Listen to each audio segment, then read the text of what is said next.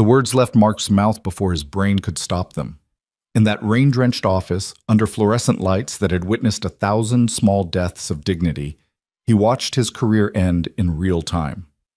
Claire Monroe, the woman who could destroy him with a signature, stood frozen, her expression unreadable. This was it. The moment exhaustion finally defeated survival. But what happened next would change everything Mark thought he knew about strength, kindness, and second chances. If you're ready for a story about hope found in unexpected places, stay until the end, hit that like button, and comment your city so I can see how far this journey travels. The rain hammered against the glass walls of Monroe and Associates like it had a personal vendetta against the building itself.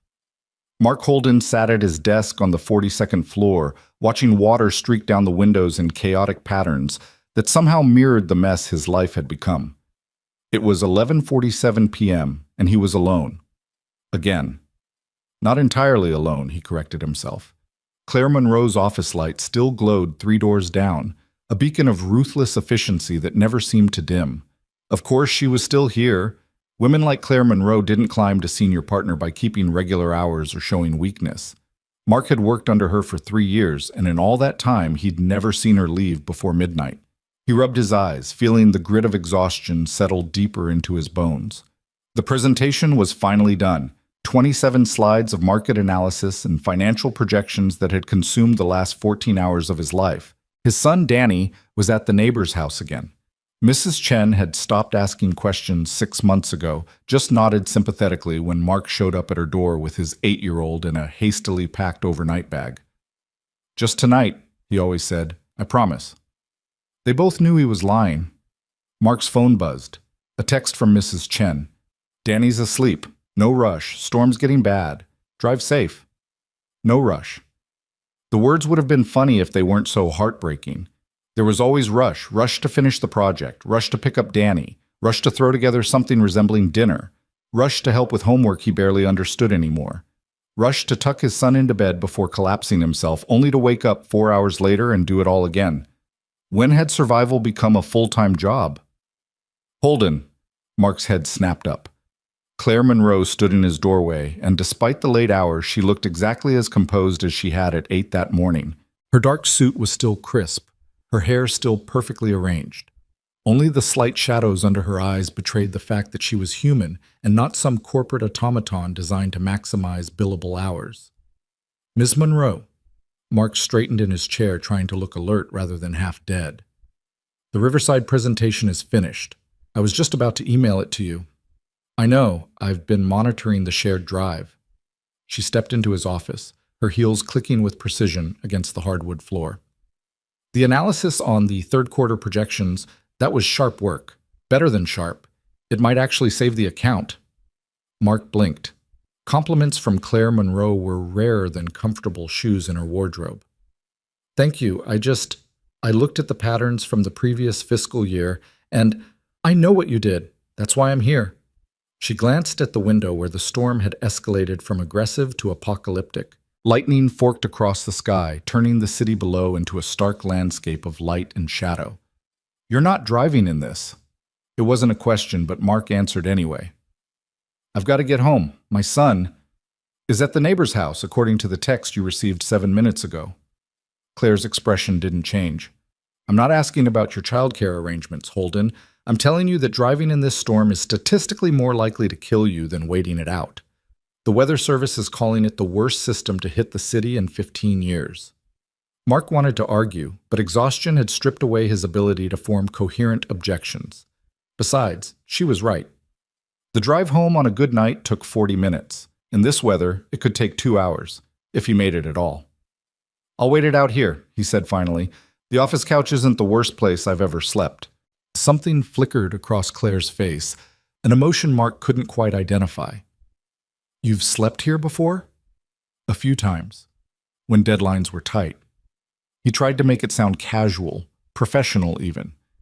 The truth was messier. He'd slept on that couch more times than he'd slept in his own bed over the past month. It was easier than going home to the apartment that still smelled like his ex-wife's perfume, to the empty spaces where her things used to be, to the crushing weight of being solely responsible for another human being's entire existence. Claire was quiet for a moment. Outside, thunder rolled across the city like God rearranging furniture. "I have a better solution," she said finally. "My apartment is 6 blocks from here. 2 bedrooms, one of which is entirely unused. You can wait out the storm there, get a few hours of actual sleep, and be back here by 8. The offer hung in the air between them like something fragile and dangerous. Mark's brain stuttered. This was Claire Monroe, the woman who'd fired 3 associates in one day for missing a filing deadline. The woman whose reputation for brilliance was matched only by her reputation for being absolutely terrifying. And she was inviting him to her apartment. I mean, that's very generous, but it's practical, Claire interrupted. "You're running on fumes, Holden. I can see it. Everyone can see it. You're one of my best analysts, and I need you functional tomorrow for the client meeting. This isn't charity.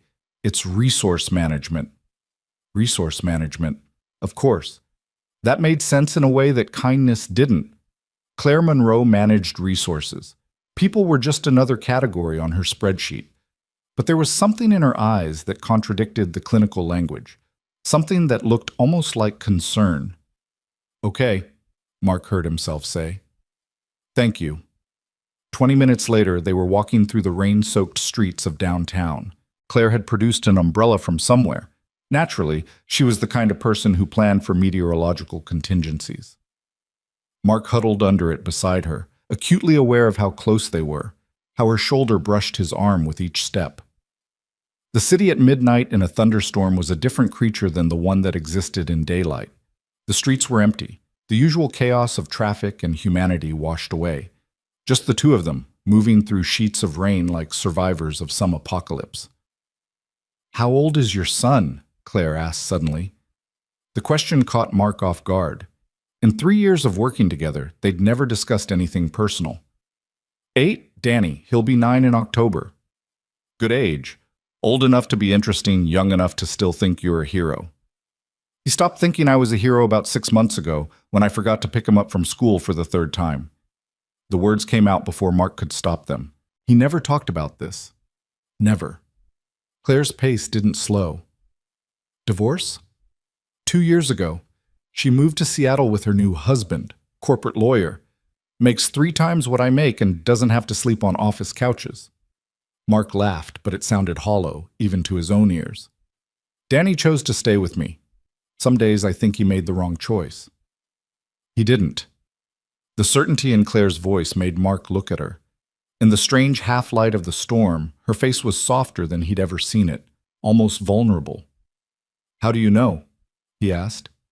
"Because you're here, because you stayed at the office until midnight to finish a presentation that will save jobs, including your own. Because you've got texts from a neighbor who cares enough about your son to let him sleep over without judgment. Because despite everything, you haven't given up." She paused at a corner, waiting for the light to change, even though there were no cars in sight. That counts for something. Mark didn't know what to say to that. The light changed, and they kept walking. Claire's apartment building was exactly what Mark expected. Modern, expensive, imposing. The doorman nodded at Claire with the kind of deference usually reserved for minor royalty. The elevator was all mirrors and polished brass, reflecting their rain-soaked forms back at them in infinite regression. "Penthouse?" Mark guessed. 17th floor. I don't like being too high up." Claire pressed the button with a manicured finger. "Heights make me nervous." It was such a startlingly human admission that Mark almost laughed. Claire Monroe, afraid of something.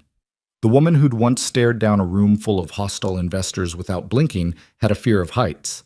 The apartment was beautiful in the way that magazine spreads were beautiful. All clean lines and carefully curated minimalism.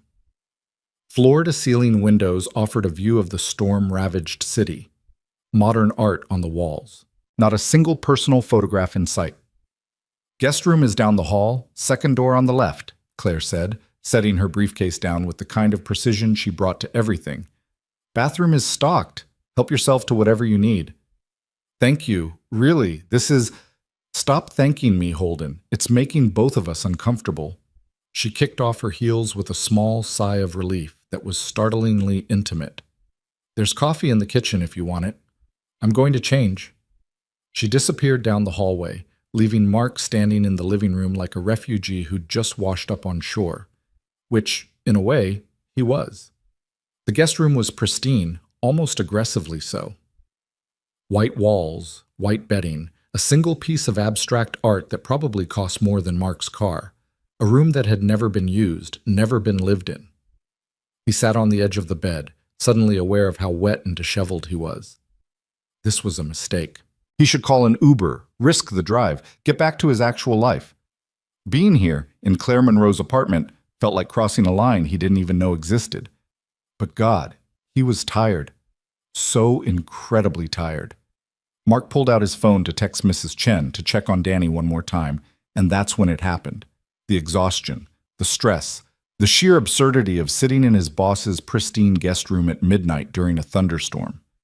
Something in his brain short-circuited, and instead of typing out a normal, reasonable message, his fingers moved on their own. He walked back out to the living room. Claire was there, changed into casual clothes that made her look younger, more approachable. She was standing by the window, watching the storm, holding a glass of wine. "Ms. Monroe," Mark started, and the words that came out next would replay in his mind for years to come. "I just wanted to say, if you wanted to take advantage of me tonight, I wouldn't fight it." The silence that followed was so complete, so absolute, that Mark could hear his own heartbeat, could hear the rain against the windows, could hear the exact moment his career ended. Claire turned slowly. Her expression was unreadable. "Excuse me?" The full weight of what he'd said crashed into Mark like a physical force. Oh God, I didn't mean... That came out completely wrong. I was trying to make a joke, a stupid joke, because I'm uncomfortable and tired and I don't know how to... He was rambling now, words tumbling over each other in a desperate attempt to undo the last 10 seconds of his life. "I'm so sorry. That was completely inappropriate. I'll leave. Right now. I'll call a cab and... Sit down, Holden." It wasn't a suggestion. Mark sat on the edge of the pristine white couch, his hand shaking. Claire set down her wine glass with deliberate care. She didn't move closer, didn't move away. Just stood there, studying him with those sharp eyes that missed nothing. "Look at me," she said. Mark forced himself to meet her gaze. He expected anger, expected the cold fury he'd seen her unleash on incompetent associates. Instead, he saw something else entirely. Something that looked like understanding. "You're not the first exhausted person to say something stupid in a moment of vulnerability," Claire said quietly. "And I'm not going to pretend to be shocked or offended. We're both adults. We both know what you meant and what you didn't mean." "I didn't mean anything by it," Mark said desperately. "I swear to God I was just... I know." She finally moved, but only to sit in the chair across from him, maintaining the distance between them. "You were trying to deflect discomfort with humor. It's a common defense mechanism. Not a particularly effective one, but common."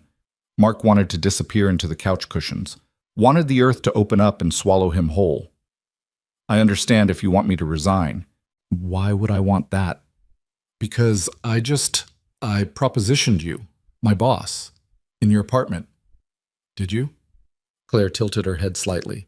"Or did you make a poorly timed joke that revealed exactly how uncomfortable and out of place you feel right now? How long has it been since someone offered you shelter without expecting something in return, Holden?" The question hit Mark like a punch to the gut. He opened his mouth to answer and found he couldn't. Because the truth was, he didn't remember. Mrs. Chen helped with Danny, but Mark always paid her. His ex-wife's child support checks came with lectures about responsibility. Even his own mother's assistants came wrapped in judgment about his life choices. When was the last time someone had simply offered him kindness without a transaction attached? "That's what I thought," Claire said softly. "So here's what's going to happen. You're going to go to the guest room, get some sleep, and in the morning we're going to pretend this conversation never happened. Not because I'm offended, but because you need rest more than you need to torture yourself over a verbal misstep. Understood?" "Yes. Thank you. I'm so..." "Stop apologizing. It's exhausting for both of us." She stood, picking up her wine glass. "Boundaries, Holden. I'm offering you a place to sleep through a storm, that's all. Nothing more, nothing less. Can you accept that?" Mark nodded, not trusting his voice. "Good. There are extra blankets in the closet if you get cold. My bedroom door locks, if that makes you feel better about the situation. She said it without irony, without judgment. Good night. She left him sitting there in the living room, alone with the sound of the storm and the crushing weight of his own humiliation. Mark made his way back to the guest room on unsteady legs. He should leave, should brave the storm and his own stupidity, and get as far away from this apartment as possible. But his body had other ideas. The moment he lay down on that pristine white bed, exhaustion claimed him with ruthless efficiency. He dreamed of Danny, of tucking him into bed, of smoothing back his hair, of promising that everything would be okay even though he had no idea if it would be. In the dream, Danny looked up at him and asked, "When are you going to stop running, Dad?" Mark woke with a start at 6:17 a.m. The storm had passed. Early morning light filtered through the guest room window, painting everything in shades of gold and blue. For a moment, he forgot where he was. Then memory crashed back, bringing with it a fresh wave of shame. He found Claire in the kitchen, already dressed in another immaculate suit, drinking coffee and reading something on her tablet. She looked up when he entered, her expression neutral. "Coffee's fresh," she said, gesturing to the pot. "Help yourself." Mark poured a cup with shaking hands. "Ms. Monroe, about last night. We had an agreement, Holden. The conversation never happened." She set down her tablet, meeting his eyes directly. "But since you brought it up, I want to make one thing clear. What you said wasn't the problem. The assumption behind it was." "I don't understand." "You assumed that offering help meant expecting something in return. You assumed kindness was a transaction." Claire's voice was gentle but firm. "That's the problem, not the joke itself, but the worldview that created it. When was the last time you let someone help you without turning it into a debt you had to repay?" Mark had no answer for that. "I thought so." Claire picked up her bag. "I'm heading to the office early. Take your time, finish your coffee. Pull the door shut when you leave. It locks automatically. And Holden, the presentation you finished last night was exceptional work. I'll be recommending you for the senior analyst position." She was halfway to the door when Mark found his voice. "Why are you being kind to me?" Claire paused, her hand on the doorknob. When she turned back, there was something in her expression that Mark had never seen before. Something tired and lonely and achingly human. "Because someone was kind to me once, when I needed it most," she said quietly. "Because I know what it's like to be so exhausted you can't think straight. Because recognizing when someone is drowning isn't the same as being weak. It's being observant." She paused. "And because you're a good father who's trying his best in impossible circumstances. That deserves recognition, not judgment." Then she was gone, leaving Mark alone in her beautiful, empty apartment with his coffee and his thoughts. He finished his coffee slowly, letting the silence settle around him. The apartment was so quiet. No cartoon sounds from the living room. No small feet running down the hallway. No constant demands for attention or food or help with homework. Just silence. It should have felt peaceful. Instead, it felt profoundly lonely. Mark thought about what Claire had said, about assumptions and transactions, about the last time someone had helped him without expecting payment. He couldn't remember. Somewhere along the line, survival had taught him that everything cost something. Every favor came with strings. Every kindness hid an invoice. But last night, Claire Monroe had offered him shelter without conditions, had seen him at his most vulnerable, exhausted, inappropriate, ashamed, and instead of exploiting it or dismissing it, she'd simply helped. When had the world become so transactional that simple kindness felt like a trap? Mark's phone buzzed. A text from Mrs. Chen. "Danny's up and asking for you. Says he had a bad dream." Everything okay? Everything was not okay. Everything hadn't been okay for a long time. But standing in Claire Monroe's kitchen, watching the morning sun paint the city in gold, Mark felt something shift inside him. Not hope, exactly. Hope was too big, too impossible, but maybe possibility. The possibility that he didn't have to carry everything alone, that asking for help wasn't the same as failing, that sometimes people were kind just because they could be. He texted back, "On my way, tell him I love him." The subway ride home felt different somehow. The same tired commuters, the same morning rush, but Mark saw it through different eyes. How many of these people were running on empty? How many were holding themselves together with caffeine and determination and sheer stubborn will? How many had forgotten what it felt like to accept kindness without suspicion? Danny was sitting on Mrs. Chen's front steps when Mark arrived, still in his pajamas, his hair sticking up in 3 different directions. The moment he saw Mark, his face crumpled. "You weren't there when I woke up," Danny said, his voice small and accusatory. Mark knelt down, pulling his son into a hug. "I know, buddy. I'm sorry. There was a big storm, and you're always gone." Danny's voice was muffled against Mark's shoulder. "Even when you're home, you're thinking about work. I had a dream that you forgot about me completely." The words hit Mark harder than any physical blow could have. He held his son tighter, feeling the small, warm weight of him, the trust that still existed despite everything Mark had done to erode it. "I could never forget about you," Mark whispered. "Never. You're the most important thing in my life." "Then why does it feel like work is?" Mark didn't have an answer for that. Or rather, he had too many answers, none of them good enough. Because bills needed to be paid. Because keeping a job meant keeping a roof over their heads. Because survival required sacrifice, and Danny was too young to understand that yet. But Danny was also right. Work had consumed him. Survival had consumed him. Fear had consumed him. And in trying to provide for his son, he'd forgotten to actually be present for him. "Things are going to change," Mark said, pulling back to look Danny in the eyes. "I can't promise I'll always be there right when you wake up, but I promise I'll be more present when I'm there, really there, not just thinking about the next deadline or the next crisis." "Promise?" Danny's eyes were wide and hopeful and so trusting it hurt. "Promise." Mark held out his pinky finger, their sacred oath since Danny was 4 years old. Danny linked his pinky with Mark's, and for a moment the world narrowed down to just the 2 of them, making a promise that Mark desperately hoped he could keep. Mrs. Chen appeared in the doorway, watching them with the kind of gentle understanding that came from having raised 4 children of her own. "Breakfast?" she offered. Mark hesitated. His instinct was to decline, to maintain boundaries, to not take more than he'd already taken. But he thought about what Claire had said, about assumptions and transactions, about learning to accept help without turning it into a debt. "That would be wonderful," he said. "Thank you." They sat in Mrs. Chen's warm kitchen, Mark, Danny, and the elderly woman who'd become an unofficial grandmother to his son. She made scrambled eggs and toast, and didn't ask about where Mark had been or why he looked like he'd been through a war. She just fed them and smiled when Danny laughed at something silly.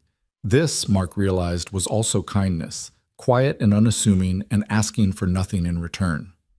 At 7:45, Mark's phone rang. Claire Monroe's name flashed on the screen. He stepped out into the hallway to answer it. "Holden, are you on your way in?" "Yes, I'll be there by 8:30. 9 at the latest if the subway—" "Don't rush. The client meeting got pushed to 2 p.m. They had flight delays because of the storm." A pause. "How's your son?" The question coming from Claire Monroe was so unexpected that Mark stumbled over his response. He's good. Had a nightmare, but he's okay now." Nightmares are normal for children his age, especially when their primary caregiver is stressed. "He's picking up on your anxiety." "I know. I'm trying to manage it better." "You're doing fine, Holden. Better than fine." Her voice softened slightly. "Get to the office when you can. And eat something substantial before the meeting. You'll need your energy." She hung up before Mark could respond. When Mark returned to the kitchen, Danny looked up at him with egg on his chin. "Was that work?" "Yeah." "Do you have to go?" "I do, but not right this second." Mark sat back down, taking a piece of toast from the plate Mrs. Chen offered. "Tell me about this nightmare you had." Danny talked, and Mark listened. Really listened. Not just half paying attention while mentally running through his to-do list. He listened to his son describe a dream where Mark had turned into a robot who only spoke in spreadsheet formulas. He listened to Danny's worry that they didn't have enough time together anymore. He listened to all the things he'd been too busy to hear before. And when it was finally time to leave for work, Danny hugged him extra tight. "I love you, Dad." "I love you too, buddy, so much." The office felt different when Mark arrived. Or maybe he felt different. The same fluorescent lights, the same cubicles, the same ambient hum of productivity. But Mark moved through it with new awareness.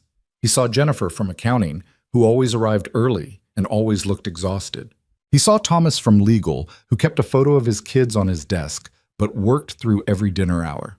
He saw Rebecca from marketing, who brought her lunch in Tupperware because she was saving for her daughter's college fund. Everyone surviving, everyone sacrificing, everyone running on fumes and hope and the belief that it would all be worth it eventually. Mark settled into his desk and opened his laptop. The Riverside presentation sat in his drafts folder, polished and ready. 3 years of work at Monroe & Associates had taught him to be meticulous, to anticipate problems, to deliver excellence under pressure. But what had it taught him about being human? At 9:30, Mark's desk phone rang. Extension 4200. Claire's office. His stomach clenched.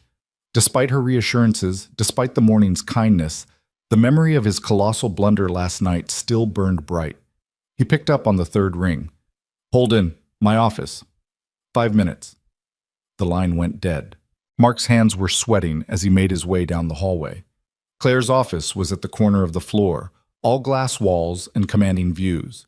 She was on the phone when he arrived, gesturing for him to enter and sit. He sat, trying not to feel like a man awaiting execution. Claire finished her call and turned her attention to Mark. Her expression was unreadable, the same professional mask she wore in client meetings and depositions. "I've reviewed your presentation," she said, opening a file on her computer. "The analysis is solid. The projections are conservative but realistic. The risk assessment is thorough." She paused. "You've done excellent work." "Thank you." However, Claire leaned back in her chair, steepling her fingers. "I'm concerned about sustainability." Mark's heart sank. "The projections? I can revise." "Not the projections. Yours." She fixed him with that penetrating gaze. "You're burning out, Holden. I can see it. Everyone can see it. Excellent work built on exhaustion and desperation isn't sustainable. Eventually something breaks." "I'm managing fine." "Are you? Because from where I'm sitting, you look like a man who's one crisis away from collapse." Her tone wasn't cruel, just clinical. Observant. "When was the last time you took a vacation?" Mark tried to remember. "I don't know. A year ago? Maybe longer." 2 years, Claire corrected, pulling up his employment records. "You took 4 days off when your divorce was finalized. Before that, nothing. You have 17 unused vacation days accrued." "I can't afford to take time off. The work will be here when you get back." "That's the nature of work. It's infinite and relentless, and it will consume every hour you give it." Claire closed the file. "I'm mandating a long weekend, Friday through Monday, non-negotiable." "But the Riverside account will survive without you for 4 days. I'll handle the client meeting this afternoon. You can brief me before you leave today." She held up a hand before Mark could protest. "This isn't a punishment. It's a requirement. You're no good to me, to your son, or to yourself if you're running on empty." Mark wanted to argue, wanted to insist he was fine, that he could handle it, that taking time off felt like weakness. But he thought about Danny's face that morning, about promises made with pinky fingers, about how he'd felt standing in Claire's kitchen, realizing he'd forgotten what kindness without strings looked like. "Okay," he said quietly. "Thank you." "Stop thanking me. Just go spend time with your kid. Build a blanket fort. Go to the park. Watch terrible movies and eat too much pizza. Do whatever normal people do when they're not slowly killing themselves with overwork." There was something in her voice, a weariness, a familiarity that made Mark look at her more closely. Claire Monroe, senior partner, terror of the courtroom, woman who'd built an empire on ruthless efficiency. When was the last time she'd taken a vacation? When was the last time she'd built a blanket fort? "Can I ask you something?" Mark said before he could stop himself. Claire raised an eyebrow. "That depends on what it is. Why are you being so kind to me? And please don't say resource management or protecting company assets. I want the real answer." For a long moment, Claire didn't respond. She turned to look out her window at the city beyond, her expression distant. 10 years ago, she said finally, "I was exactly where you are now. Different circumstances. No child, but a mother with dementia who needed round-the-clock care. I was working 80-hour weeks, sleeping in my office, convinced that if I just pushed hard enough, I could handle everything. She paused, and Mark waited, barely breathing. I collapsed during a deposition, exhaustion-induced seizure. Woke up in the hospital with my boss standing over me, and you know what he said? I hope you'll be back by Monday. The Morrison case can't wait. Claire's laugh was bitter. I was back by Thursday, terrified of losing my job, of not being able to afford my mother's care. It took another year before I learned that killing yourself for work just makes you dead. It doesn't make you successful. What changed? Mark asked softly. Someone showed me kindness when I didn't deserve it, when I was too proud to ask for it, when I'd convinced myself that accepting help was the same as failing. She turned back to face him. I'm paying that forward. That's all. Mark understood then. This wasn't about him specifically.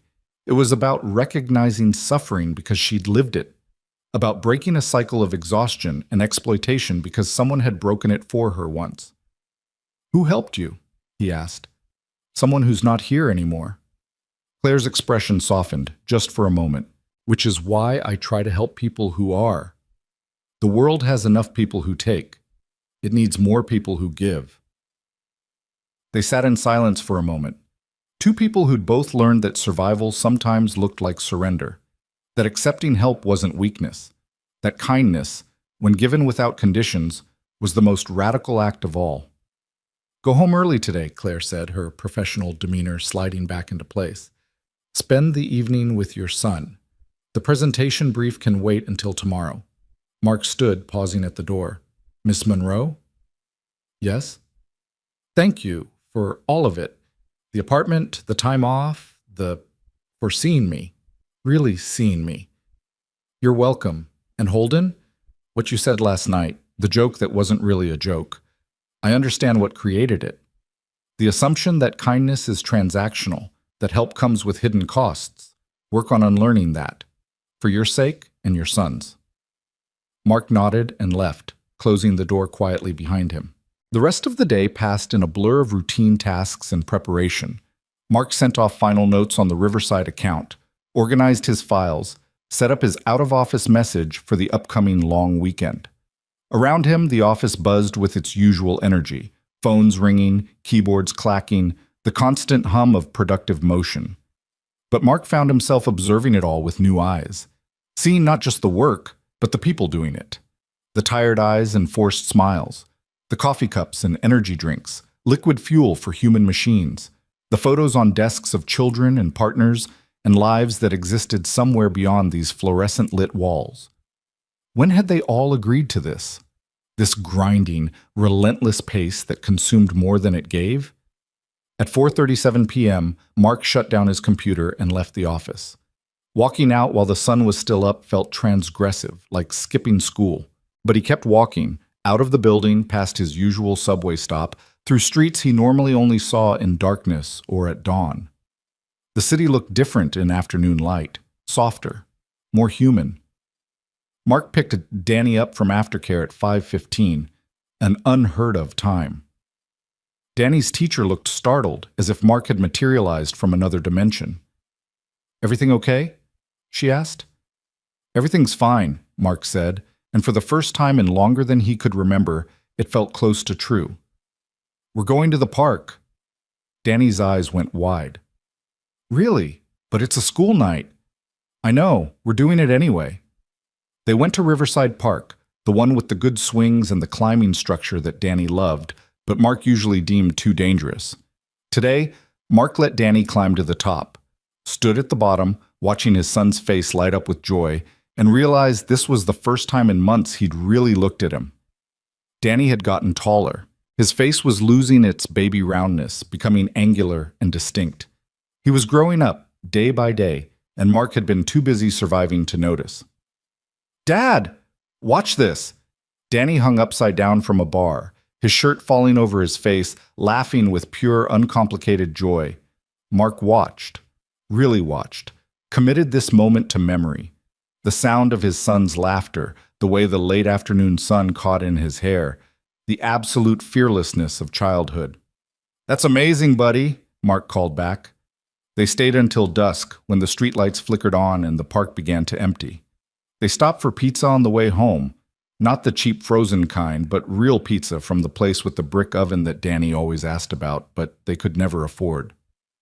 Are we rich now? Danny asked, folding his slice in half the way Mark had taught him.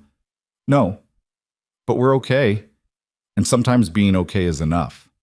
Danny considered this with the gravity that 8-year-olds brought to important truths. Okay is good, he said finally. Better than not okay. Much better. That night, for the first time in months, Mark helped Danny with his homework without simultaneously checking his phone.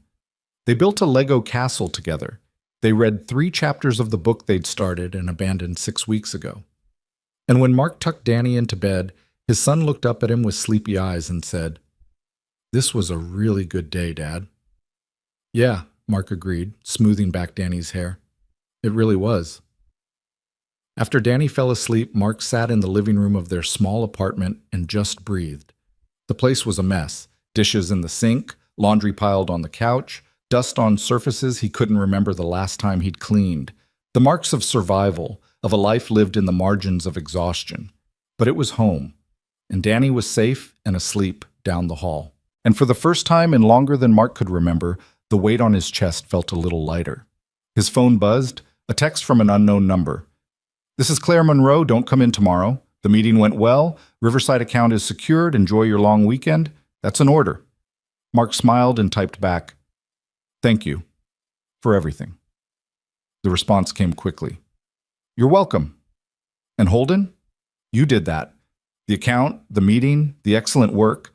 I just gave you permission to rest. Don't confuse the two." Mark set his phone down and looked around his messy apartment, at the evidence of a life barely held together. Tomorrow he'd clean. Tomorrow he'd grocery shop and meal prep and handle all the domestic tasks he'd been neglecting. Tomorrow he'd be responsible and organized and all the things a good parent should be. But tonight, he'd just sit in the quiet and remember what it felt like to be more than just a survival machine, to be a father, a person, someone worthy of kindness. The rain had stopped hours ago, but Mark could still smell it in the air. That clean, fresh scent that came after storms, when the world was washed new and anything felt possible. He thought about Claire Monroe's empty apartment with its pristine guest room, about her confession of her own collapse, her own struggle, about the kindness someone had shown her that she was now paying forward.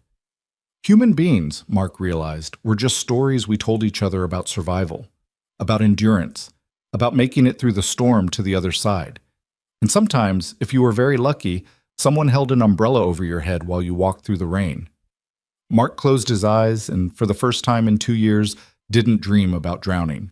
He dreamed about building blanket forts and eating too much pizza and watching terrible movies with his son. He dreamed about rest. Outside, the city hummed its eternal song. Millions of people surviving, enduring, making it through another day. But in this small apartment on the 7th floor, Mark Holden had finally stopped running long enough to realize that survival wasn't the same as living, and that sometimes the bravest thing you could do was accept help from someone who saw you drowning and offered you a hand. Not to save you, but to remind you that you were worth saving. The question he'd asked in Claire's apartment, the inappropriate, desperate joke that revealed more than he'd intended, hadn't destroyed him. It had cracked him open just enough to let light in. And tomorrow, when he woke up, he'd keep that crack open. Keep letting the light in. Keep learning that kindness without conditions was real. Keep believing that maybe, just maybe, everything would actually be okay. The long weekend stretched before Mark like uncharted territory. Friday morning, he woke without an alarm for the first time in memory. No desperate scramble for the shower, no shoving toast into his mouth while simultaneously checking emails, no racing against a clock that always seemed set 10 minutes ahead of reality. Just morning light filtering through cheap blinds and the sound of Danny breathing softly in the next room. Mark lay there for a moment, disoriented by the absence of urgency. His body expected the familiar spike of adrenaline, the immediate cataloging of deadlines and obligations. Instead, there was only quiet. He got up slowly, made coffee, and was sitting at the kitchen table when Danny emerged, rubbing sleep from his eyes. "Why aren't you dressed for work?" Danny asked, suspicious of this deviation from routine. "Because I'm not going to work today, or tomorrow, or Monday." Mark pulled out the chair next to him. We have the whole weekend together. What do you want to do? Danny stared at him like he'd announced they were moving to Mars. Really? The whole weekend? The whole weekend. The smile that broke across Danny's face was so pure, so unguarded, that Mark felt something crack inside his chest. How long had it been since he'd seen his son smile like that? How many moments had he missed while buried under deadlines and desperation? They spent Friday doing absolutely nothing important, built the blanket fort Mark had promised, using every pillow and sheet in the apartment, watched cartoons Danny had been asking about for months, made pancakes for lunch because they could, because there was no schedule dictating otherwise. The apartment's mess seemed less oppressive when they were actually living in it, rather than just surviving through it. Around 3 in the afternoon, while Danny was engineering an elaborate Lego city under the blanket fort, Mark's phone rang. Claire Monroe's name appeared on the screen. He stepped into the bedroom to answer. Miss Monroe. Holden, I'm not calling about work. A pause. Well, not directly. I wanted to check in. Make sure you're actually taking time off and not secretly working from home. Mark glanced at the blanket fort visible through the doorway, at his son's feet sticking out from underneath. No work, just blanket forts and pancakes. Good. Claire sounded genuinely pleased. The Riverside client was impressed with the presentation. They're moving forward with the full partnership. Your analysis sealed the deal. Pride flickered through Mark's chest, warm and unexpected. That's great news. It is, which is why I wanted to tell you personally, and also why I wanted to remind you that success built on burnout isn't sustainable. You did excellent work because you're talented, not because you sacrificed every other aspect of your life. Remember that distinction. I'm trying. I know. Claire's voice softened slightly. How's your son? The question still surprised Mark, coming from her. He's good, really good. We're building a blanket fort that violates several structural engineering principles. Those are the best kind. A beat of silence. Holden, I want to tell you something, and I need you to just listen without responding. Mark's stomach tightened. Okay.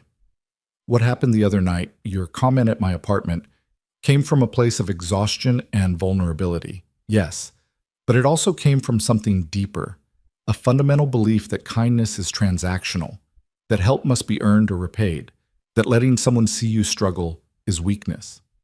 Claire's words were measured, careful. I recognize that belief because I lived with it for years. It nearly destroyed me.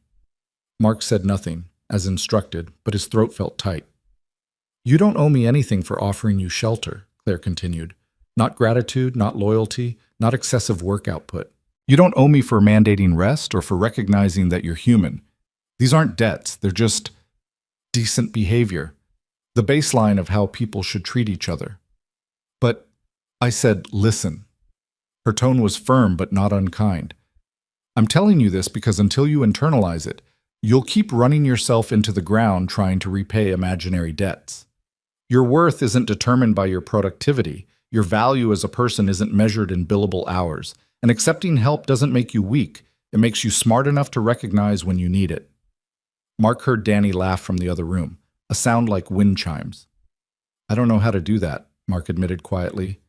Not be productive, not be useful, just be. Then learn. You have 4 days. Use them.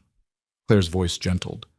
And Holden, your son won't remember the presentations you perfected or the deadlines you met. He'll remember the blanket forts. Choose accordingly. She hung up before Mark could respond. Mark stood there in his bedroom, phone still pressed to his ear, letting the words settle. Outside, the city moved at its usual frenetic pace, cars honking, sirens wailing, the constant churn of commerce and ambition. Inside this small apartment, time moved differently, slower, more deliberately. Danny's voice called from the living room. Dad, the fort needs reinforcements. It's collapsing. Mark smiled and went to help shore up their engineering disaster. That evening, Mrs. Chen invited them for dinner. Mark's instinct was to decline, to not impose, to maintain boundaries. But he thought about what Claire had said about transactional kindness, about debts that didn't exist, and accepted.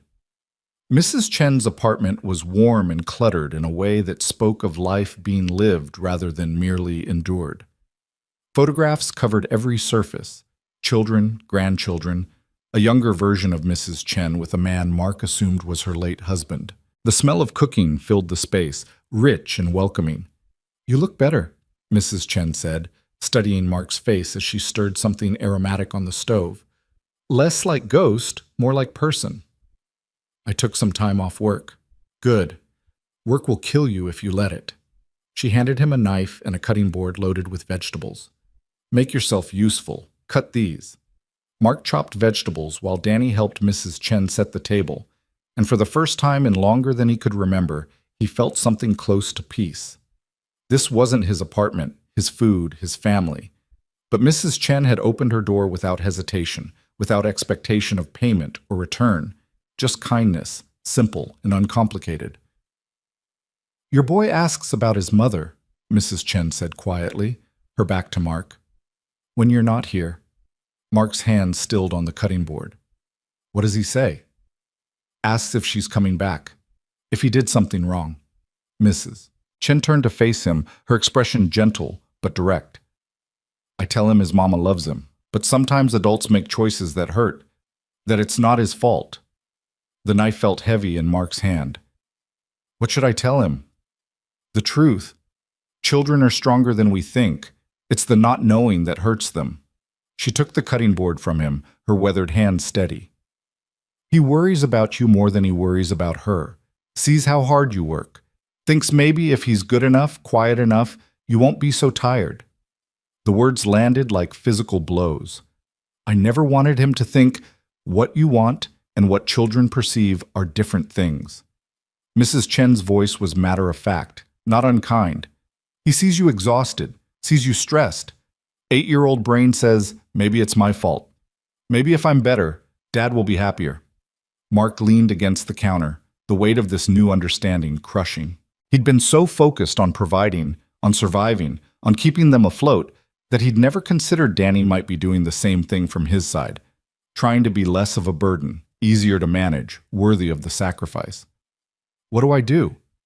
"What you're doing now. Be present. Let him see you rest. Show him that taking care of yourself isn't selfish." Mrs. Chen returned to her cooking. "Children learn more from what we do than what we say. If you want him to grow up knowing his worth isn't tied to productivity, you must believe it yourself first." Dinner was noisy and chaotic. Mrs. Chen's daughter stopped by with 2 of the grandchildren, and suddenly the small apartment was full of voices and laughter and the comfortable chaos of family. Danny fit right in, playing with the younger kids, helping clear plates, chattering happily about the blanket fort. Mark watched his son bloom in this environment and realized how isolated they'd become. Just the 2 of them against the world, locked in a cycle of survival that left no room for community or connection. When had that happened? When had he stopped calling friends, stopped accepting invitations, stopped believing in anything beyond the next paycheck and the next crisis? Walking home that night, Danny's hand warm in his, Mark said, "Mrs. Chen says you worry about me." Danny's grip tightened. "Sometimes." "What do you worry about?" A long pause, just their footsteps on pavement, the distant sound of traffic. "That you're too tired, that you'll get sick like Grandma did, that you'll go away and not come back." Mark stopped walking, knelt down so he was eye level with his son. The streetlight above cast Danny's face in amber, highlighting the fear there, the vulnerability of being 8 years old and trying to understand why the world felt so precarious. "I'm not going anywhere," Mark said firmly. "I promise you that. And I'm sorry if I've been too tired to show you that you're more important than any job, any deadline, any amount of money." "Mom left?" Danny's voice was small. "She said she'd visit, and she doesn't." "I know, and that's on her, not you. You didn't do anything wrong. Sometimes adults make selfish choices." Mark pulled his son into a hug. "But I'm not going anywhere. Even when I'm tired or stressed, even when things are hard, you're stuck with me, buddy, forever." Danny's arms wrapped around Mark's neck, holding tight. They stayed like that for a long moment, father and son on a darkened street corner, holding each other against all the things that hurt. Saturday brought rain again, but the gentle kind that invited staying inside rather than the violent storm of the week before. Mark and Danny made a fort out of couch cushions this time, more architecturally sound than the blanket version. They read books, played board games Danny usually had to play alone, made cookies that were slightly burned but tasted perfect anyway. Around noon, Mark's phone buzzed. A text from Claire. "How's the weekend treating you?"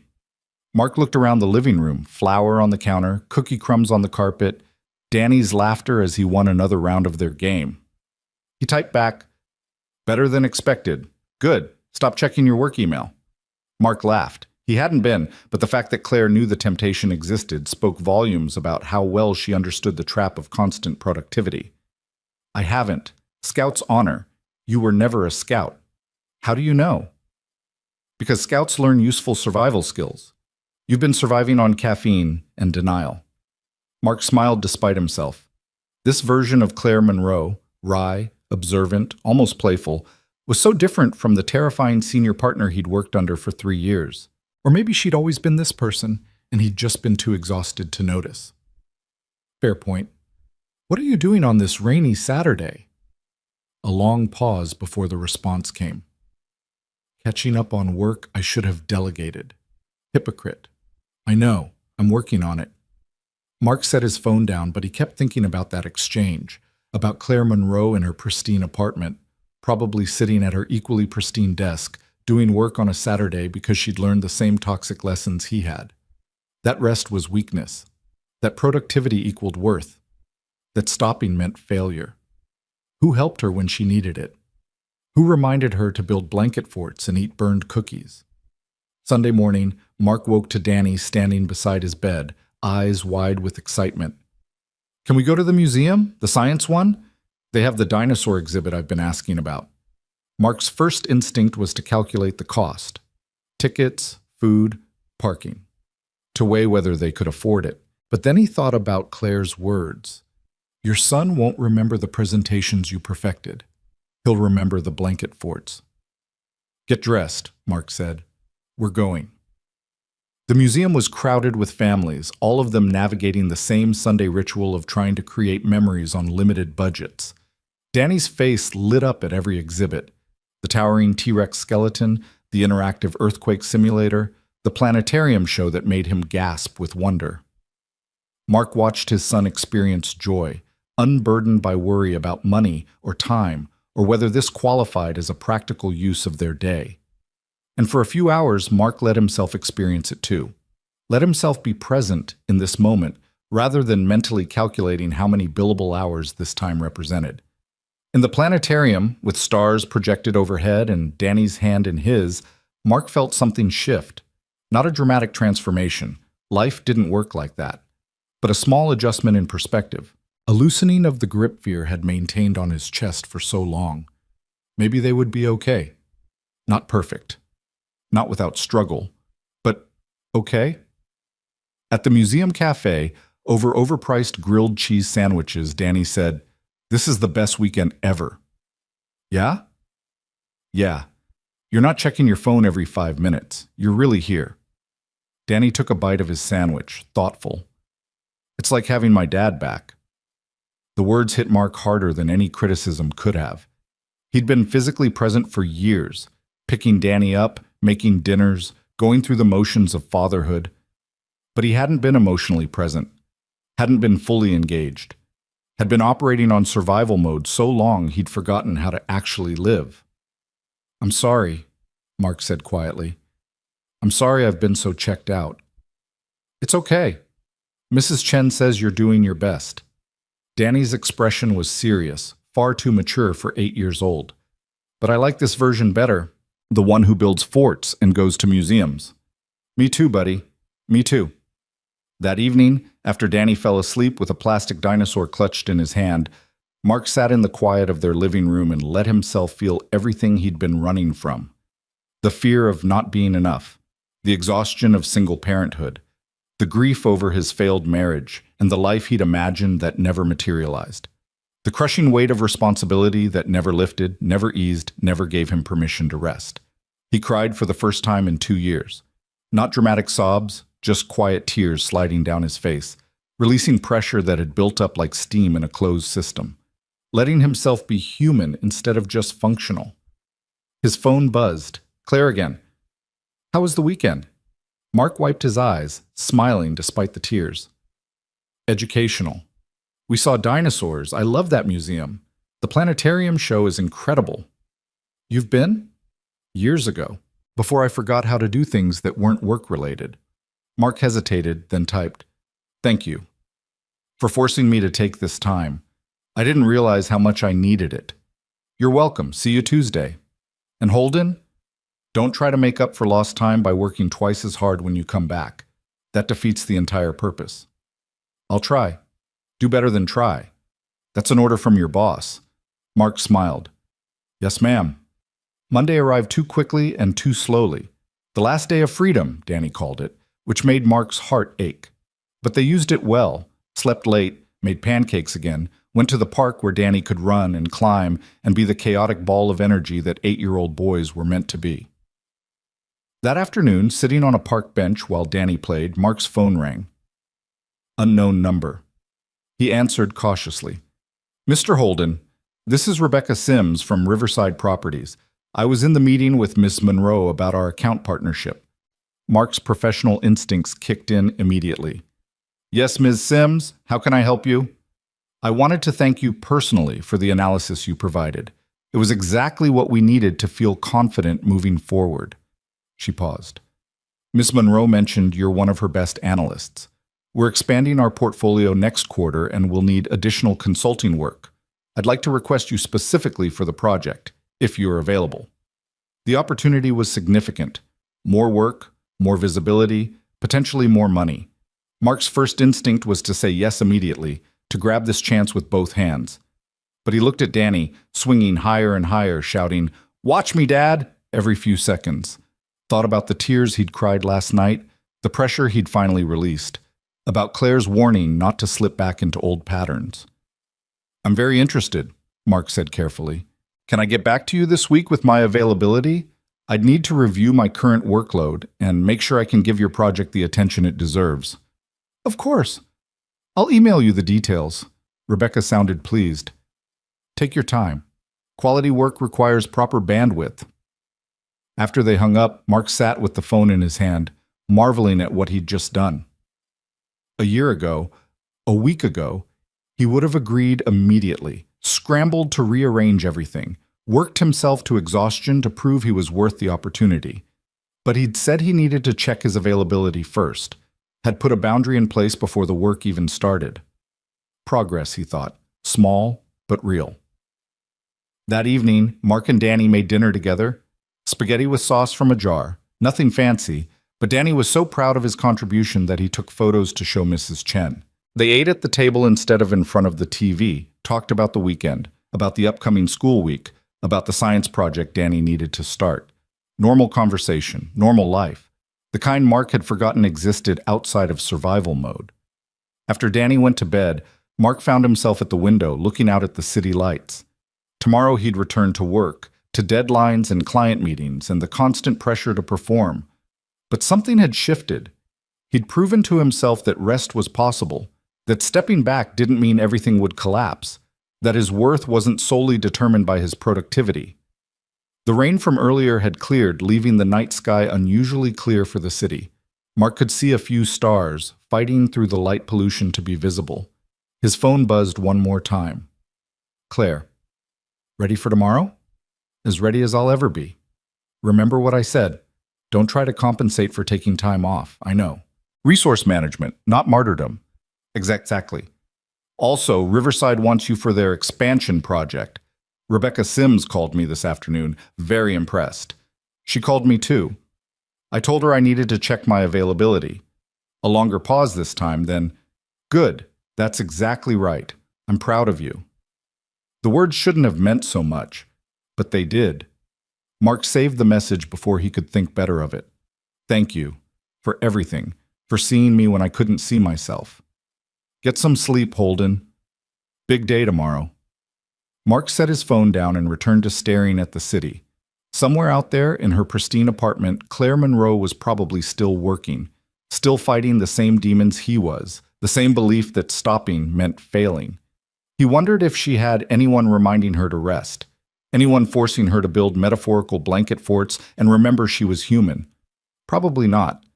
The thought made him sad in a way he couldn't quite articulate. Claire Monroe had saved him from drowning, had thrown him a lifeline when he needed it most. But who did that for her? Who saw past the terrifying competence to the woman who'd collapsed from exhaustion a decade ago and still carried those scars? Mark made a decision then, standing at his window at 11 p.m. on a Monday night. When he went back to work tomorrow, he wouldn't just accept Claire's kindness as an isolated incident. He'd pay attention, watch for signs that she was drowning in the same waters he'd been rescued from. Because that's what kindness was, wasn't it? Not just accepting it when offered, but recognizing when to offer it in return. Not as repayment, Claire had been clear about that, but as basic human decency. As the choice to see someone else's struggle and acknowledge it. In the bedroom down the hall, Danny rolled over in his sleep, murmuring something unintelligible. Mark went to check on him, smoothing back his hair, adjusting the blanket that had gotten tangled around his legs. His son. His responsibility. His reason for everything. But also his teacher, Mark realized. Danny had shown him this weekend what it meant to be present, to find joy in simple things, to not let fear consume every moment. 8 years old and wiser than Mark had been in a long time. Mark returned to his own room and climbed into bed. Tomorrow would bring its own challenges, its own pressures. But tonight, he'd rest, really rest, without guilt or anxiety or the constant mental calculation of tasks undone.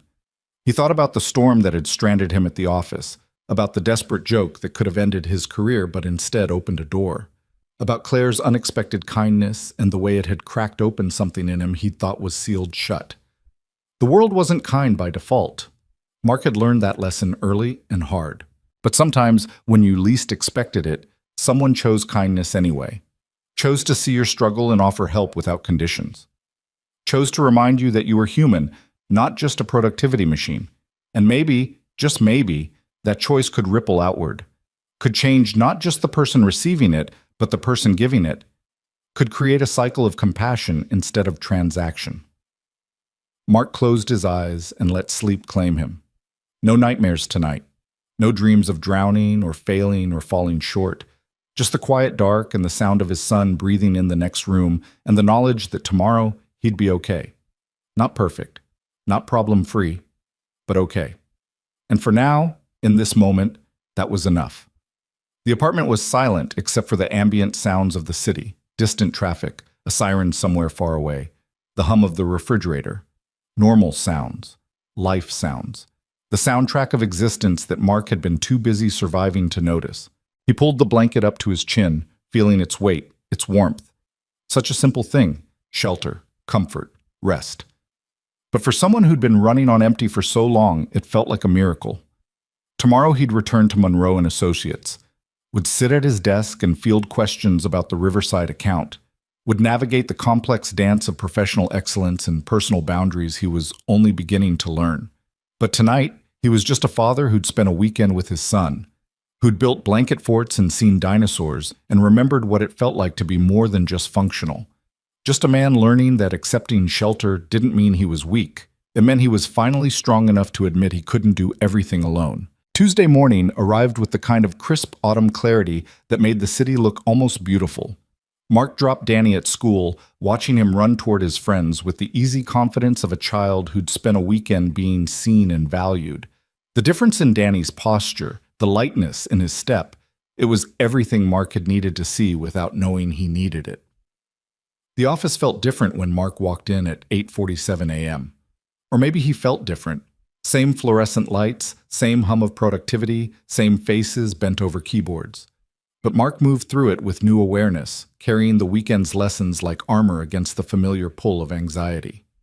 Jennifer from accounting looked up as he passed. "Hey, stranger, heard you actually took time off. Hell freeze over?" "Just a long weekend," Mark smiled. "Highly recommend it." "Must be nice.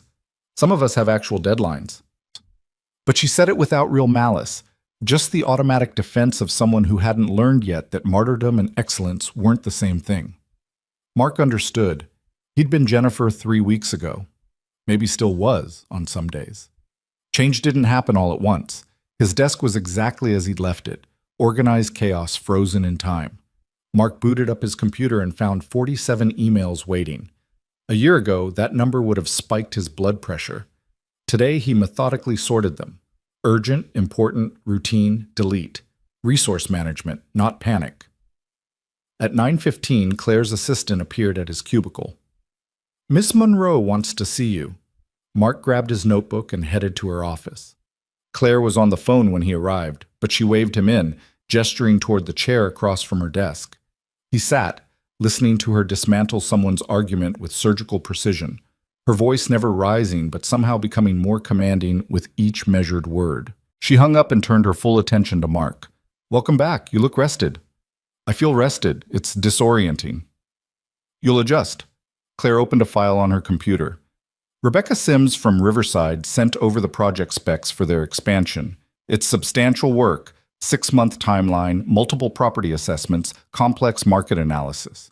They want you as lead analyst. Pride and panic warred in Mark's chest. This was the opportunity he'd been working toward for years. Proof that his analysis mattered, that he was more than just another corporate drone. But 6 months of intensive work on top of his existing responsibilities, while trying to maintain the fragile balance he'd only just discovered with Danny. "Before you spiral," Claire said, reading his expression with unnerving accuracy, "hear me out. I'm not asking you to kill yourself over this project. I'm asking if you want it, and if you do, how we structure it so you can deliver excellent work without sacrificing the progress you made this weekend." Mark blinked. "You're asking me how to structure it?" "You're the one who knows your limits. I can guess, but I'd rather have accurate information." Claire leaned back in her chair. "So, tell me honestly, can you take this on if we redistribute some of your current workload? If we bring in a junior analyst to handle routine tasks? If we set clear boundaries around evening and weekend work?" The question felt like a test, but Mark couldn't figure out what the right answer was supposed to be. "I want the project," he said carefully, "but I can't go back to sleeping in the office and forgetting to pick up my son." "Good. That's exactly the right priority." Claire made a note on her tablet. "I'm assigning Martin Reeves to support you.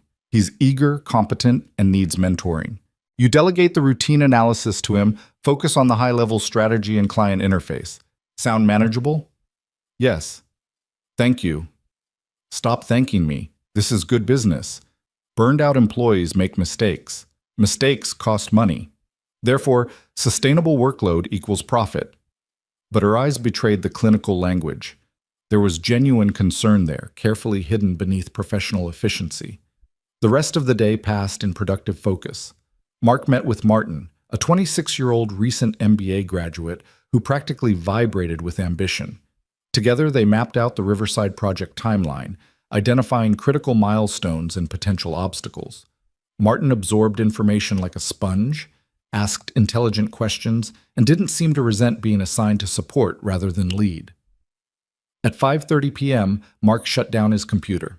Around him, colleagues glanced up in surprise. The formerly reliable Mark Holden, who never left before 7, was packing up at a reasonable hour. "Hot date?" Thomas from legal called out.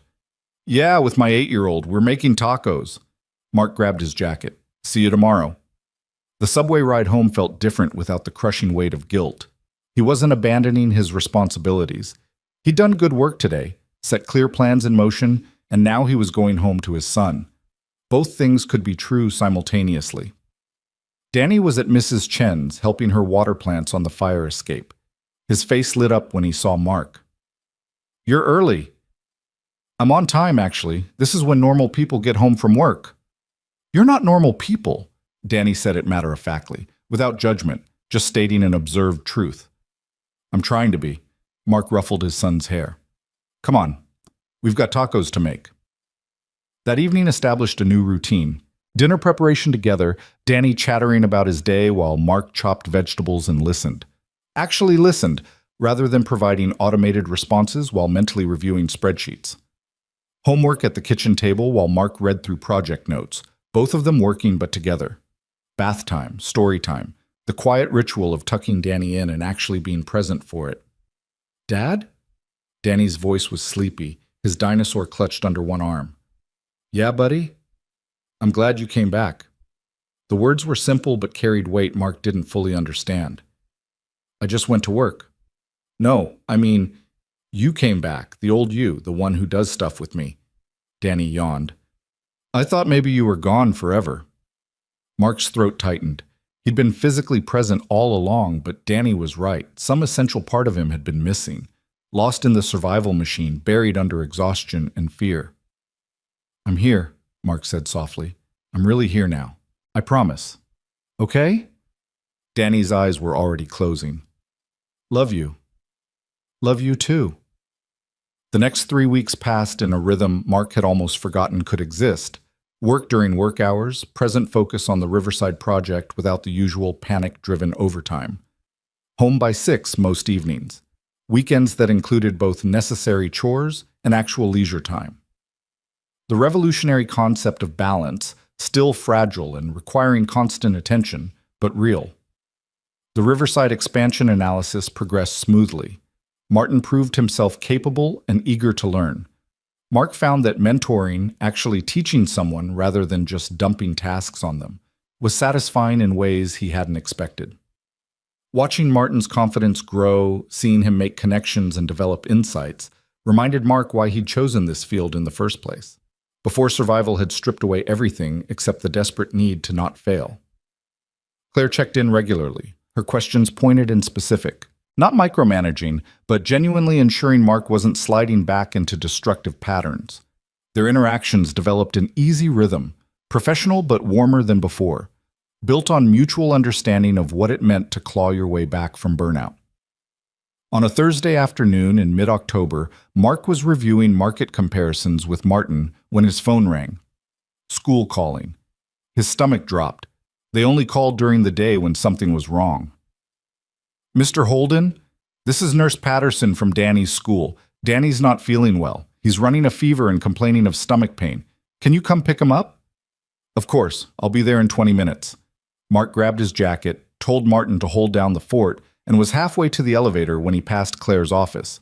She looked up from her computer, saw his expression, and stood immediately. What's wrong? Danny's sick. School called. I need to go. Obviously go. Claire waved him toward the door. Keep me updated.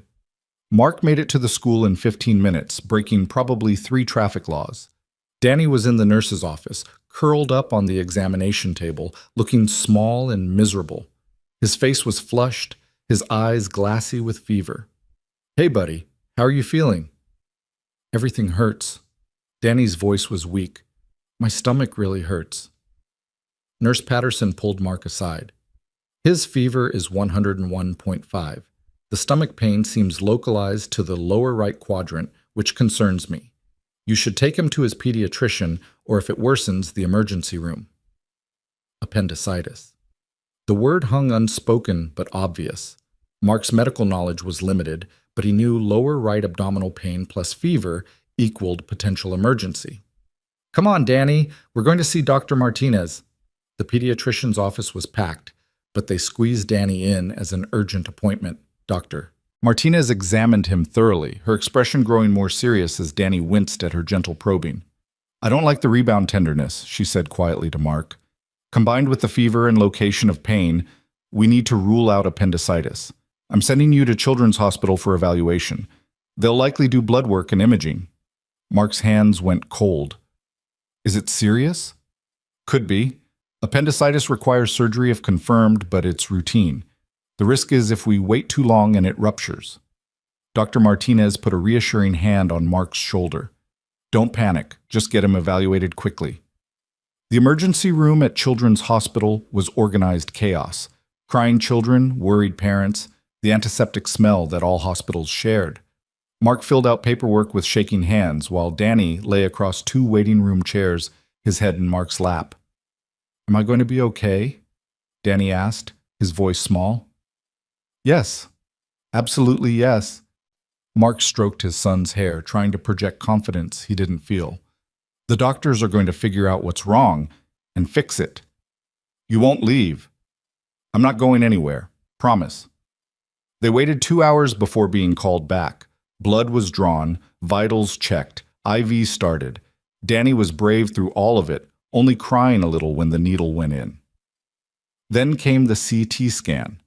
Danny disappearing into the machine while Mark stood outside, watching through the window and praying to any deity that might be listening. The attending physician was a woman in her 40s with kind eyes and the calm competence of someone who'd delivered bad news often enough to know how to soften it. "It's appendicitis," she said, pulling up images on the computer screen. "See here? The appendix is inflamed and showing signs of early rupture. We need to do surgery tonight." The words hit Mark like a physical force. Surgery. Tonight. His 8-year-old son going under anesthesia, being cut open. "Is it safe?" His voice sounded distant to his own ears. Appendectomies are one of the most common surgeries we perform. The risk is minimal, especially since we're catching it before rupture. He'll be in surgery about an hour, then recovery, then overnight observation. If all goes well, he can go home tomorrow afternoon. Mark nodded, trying to process. Danny was watching him with frightened eyes, reading every micro-expression. "You're going to be fine," Mark told him, taking his hand. "It's a simple surgery. They do it all the time. You'll be asleep, won't feel anything, and when you wake up, I'll be right there. Promise?" "Promise." The surgical team came to prep Danny, explaining the procedure in child-friendly terms. Danny was scared but trying to be brave, asking questions about whether he could keep his appendix in a jar afterward. The surgeon laughed and promised him photos instead. "Can my dad come with me?" Danny asked as they wheeled his bed toward the OR. "He can come as far as the pre-op area. Then we need you to be brave for a little bit without him. But the moment you wake up, he'll be there. Okay?" "Okay." Mark walked beside the gurney, holding Danny's hand. In the pre-op area, they gave Danny medication to make him drowsy.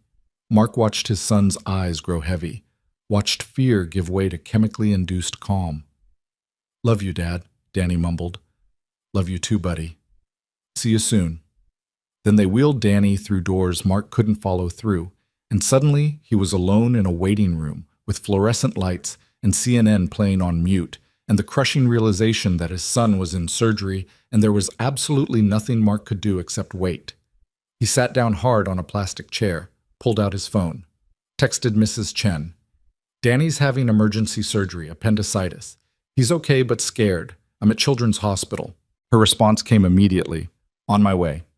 "You shouldn't be alone." Mark wanted to protest, to say he was fine, that she didn't need to come. But the truth was he desperately needed someone there, needed to not face this alone. His phone buzzed again. "Claire, how's Danny?" Mark had forgotten to update her. He typed with numb fingers, "Emergency appendectomy, in surgery now." "Which hospital?" "Children's." "But you don't need to—" "I'm coming." "Claire, you don't have to. I know you're busy." "Holden, I'm coming. Send me your exact location." Mark sent the information and then just sat there, staring at the wall clock. 7:47 p.m. Surgery would take about an hour, the doctor had said. So by 9 p.m., maybe sooner, Danny would be out. Would be okay. Had to be okay. Mark's mind spiraled through catastrophic scenarios he couldn't control. Anesthesia complications, surgical errors, infections. All the ways medicine could go wrong. All the statistics he'd read once in some anxiety-fueled late-night internet rabbit hole. He forced himself to breathe. Danny was strong, healthy. This was routine surgery. Thousands of kids had appendectomies every year without complications. But Danny was his kid, his responsibility, his entire world. And Danny was somewhere beyond those doors, unconscious and vulnerable, trusting that the adults around him knew what they were doing.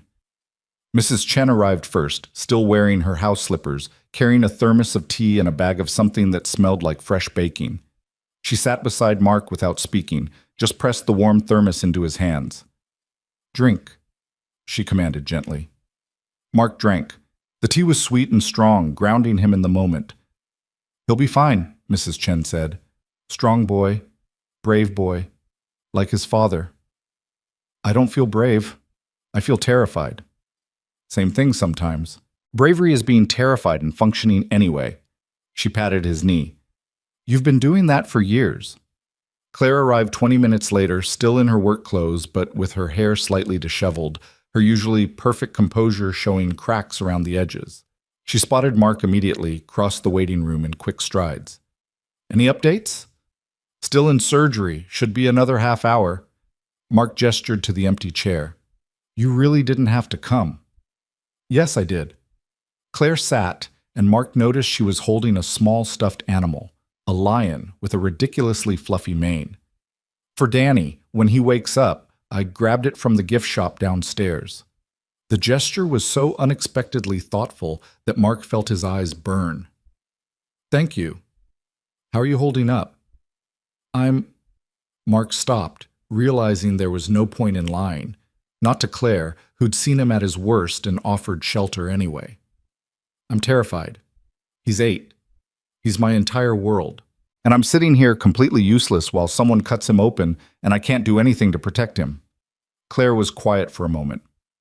When my mother had her stroke, she said slowly, I was in the middle of a deposition, got the call from the hospital, rushed there in a panic, and then sat in a room exactly like this one, absolutely helpless, while doctors made decisions about her brain, her life. She stared at the wall, her expression distant. I'd built my entire identity around being capable, being in control, solving problems. But I couldn't solve that, couldn't control it, could only wait and hope and pray to a God I wasn't sure existed. What did you do? Mark asked quietly. Learn that being helpless doesn't mean being worthless, that sometimes the most important thing you can do is just be present. Just show up and wait and hold space for the people who are scared. She looked at him directly. You being here waiting for Danny, loving him through this, that's not useless. That's everything. Mrs. Chen nodded approvingly, as if Claire had passed some unspoken test. They sat together in the waiting room, Mark, Claire, and Mrs. Chen, an unlikely trinity bound by care for one small boy who was somewhere beyond their reach but not beyond their concern. Other families came and went. The TV cycled through the same news stories. Magazines from 2019 sat in neat stacks on tables no one touched. At 8:52 p.m., the surgeon appeared, still in her scrubs. Mark shot to his feet. Danny came through surgery perfectly, she said, smiling. The appendix was inflamed, but we got it before rupture. Clean procedure, no complications. He's in recovery now, still under anesthesia, but he'll wake up soon. The relief was so intense, Mark's knees wobbled. Claire's hand steadied his elbow. When can I see him? Mark asked. Recovery nurse will come get you in about 15 minutes. He'll be groggy and uncomfortable, but he's going to be absolutely fine. Mark couldn't speak, just nodded, feeling tears slide down his face without permission. The surgeon left, and Mark sat down hard, covering his face with his hands. Mrs. Chen rubbed his back in small circles while Claire sat quietly beside him, giving him space to fall apart. He's okay, Mark whispered. He's okay. Of course he is, Mrs. Chen said firmly. Told you, strong boy. When the recovery nurse came to get Mark, Claire and Mrs. Chen stayed in the waiting room. We'll be here, Claire said. Take your time. Danny was in a curtained recovery bay, small and pale against white sheets, an oxygen monitor clipped to his finger, IV still in his arm. But his eyes were open, tracking groggily around the room until they found Mark. Dad? Right here, buddy, right here. Mark took Danny's hand carefully, mindful of the IV. You did so great. Surgery's all done. You're okay. Hurts, Danny mumbled, his voice thick from anesthesia. I know, they'll give you medicine for that. But you're going to be fine. Better than fine. You stayed. Of course I stayed. Promised I would, didn't I? Danny's eyes were already drifting closed again, medication and exhaustion pulling him under. Love you. Love you too, so much. Mark sat beside his son's bed for the next hour, watching him sleep, listening to the steady beep of monitors confirming that yes, Danny was alive, was breathing, was okay. The nurse checked vitals regularly, adjusted medications, assured Mark that everything looked perfect. Eventually, they moved Danny to a regular room for overnight observation. By then, it was nearly midnight. Mark texted Claire and Mrs. Chen. He's good, sleeping. They're keeping him overnight, but he's fine. Mrs. Chen responded, Good, I'm going home. You need anything, you call. Claire, I'm still here, bringing you coffee. You should go home, Mark said when Claire appeared with 2 cups of hospital coffee that probably tasted like regret. It's late. You have work tomorrow. So do you. And yet here we are. Claire handed him the coffee, pulled a chair beside his. I cleared your schedule for tomorrow. Martin's handling the Riverside checkpoints. Take the time you need. Mark wanted to argue, to insist he could manage both, to prove he wasn't the same desperate man who'd collapsed from exhaustion. But Danny was in a hospital bed, recovery from surgery, needing his father present and focused. Thank you, Mark said quietly. They sat in companionable silence, drinking terrible coffee, watching Danny sleep. The hospital hummed around them, distant conversations, beeping monitors, the squeak of shoes on linoleum, the soundtrack of crisis and healing. I thought I was going to lose him, Mark said eventually. When the doctor said surgery, my brain went immediately to worst-case scenarios. What if the anesthesia failed? What if there were complications? What if he was one of the statistical outliers who didn't make it through routine surgery? That's what fear does, shows you every possible disaster simultaneously. Claire set down her coffee cup. But he's fine, and you didn't lose him. And tomorrow you'll take him home, and this will become a story you tell him when he's older. I keep thinking about work, about the project timeline, about letting people down. Mark laughed humorlessly. Even now, sitting here with my son in a hospital bed, part of my brain is calculating how this impacts deliverables. That's trauma. Claire's voice was gentle but firm. Years of conditioning that says your value is your productivity. It doesn't disappear overnight. You just learn to recognize it and choose differently. How do you choose differently? By staying here, by not checking your email, by telling me honestly that you need time instead of pretending you can handle everything. Claire met his eyes. You're doing it right now, Holden. The choice isn't always dramatic. Sometimes it's just sitting in a hospital room drinking bad coffee instead of trying to work from your phone. Mark glanced at his phone, sitting face down on the table beside Danny's bed. He hadn't checked it in hours, hadn't even thought about work emails or project updates since the moment the school called. Crisis had a way of clarifying priorities. Danny stirred in his sleep, mumbling something incoherent. Mark stood immediately, checking that he was okay, adjusting the blanket. Just his son, dreaming, fighting off anesthesia fog, healing. You're a good father, Claire said quietly. I hope you know that. The words hit Mark unexpectedly. He'd spent so long defining himself by his failures, missed school pickups, frozen dinners, emotional absence. But here, in this moment, he was exactly where he needed to be, putting his son first without hesitation or calculation. Maybe that counted for something.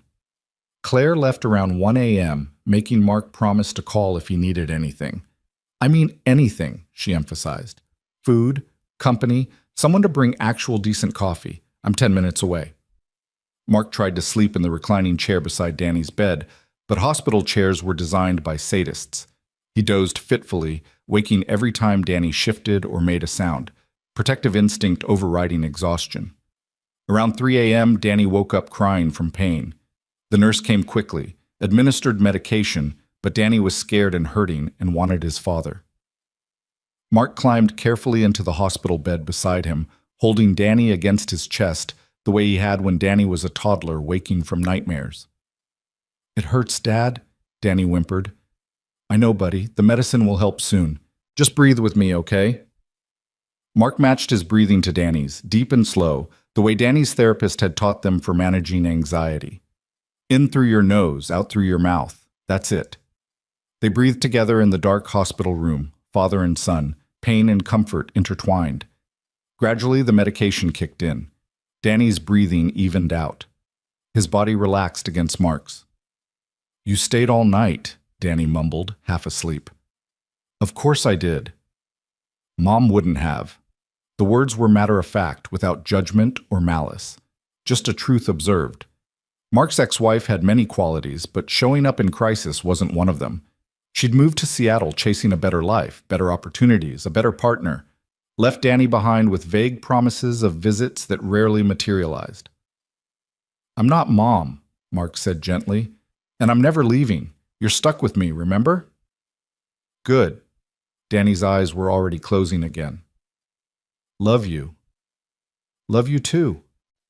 Mark held his son until he was certain Danny was deeply asleep, then carefully extracted himself and returned to the torture device masquerading as a recliner. His back would hate him tomorrow, but his heart felt fuller than it had in years. This, Mark realized, was the choice that mattered. Not the career advancement or the client approvals or the validation from colleagues. This.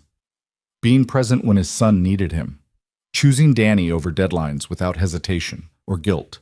He thought about calling his boss in the morning, expecting disappointment or frustration about missed work. But Claire had already cleared his schedule, had understood without being asked that nothing mattered more than this. When had Mark internalized the opposite?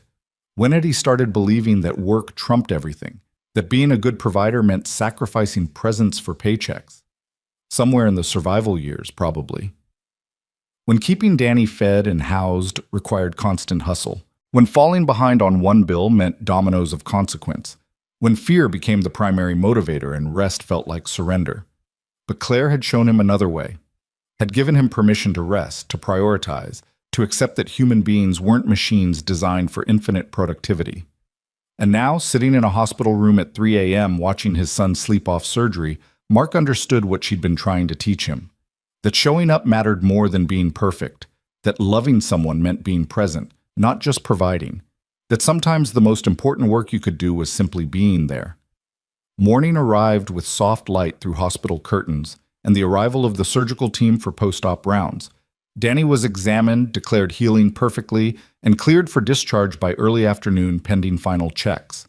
Mark texted Mrs. Chen with the update, then hesitated before texting Claire. He's being discharged this afternoon. Everything went perfectly. Thank you for staying last night. Her response came immediately. Excellent news. Take the rest of the week. That's not a suggestion. Mark smiled despite his exhaustion. Yes, ma'am. Danny was groggy but in better spirits by mid-morning. They watched cartoons on the hospital TV, ate breakfast that Danny picked at carefully, and talked about what recovering at home would look like. Will you stay home with me? Danny asked. All week. We'll watch movies and you can order me around from the couch like a tiny tyrant. Can I have popsicles for every meal? Absolutely not. But you can have them more often than usual. Danny grinned, and despite the hospital setting and the lingering worry, Mark felt something close to contentment. They'd gotten through the crisis. Danny was okay, and Mark had made the right choice without hesitation. That afternoon, armed with discharge instructions and pain medication prescriptions, they headed home. Mrs. Chen had let herself into the apartment and transformed it. Fresh sheets on Danny's bed, soup simmering on the stove, flowers on the kitchen table. You shouldn't have, Mark said, though his eyes were wet. Of course I should. Who else will feed you while you fuss over that boy? Mrs. Chen kissed Danny's forehead gently. Rest. Heal. No arguments. Mark settled Danny on the couch with pillows and blankets, the TV remote within reach, and his stuffed lion from Claire clutched under one arm. Danny fell asleep within minutes, the exhaustion of surgery and fear finally catching up.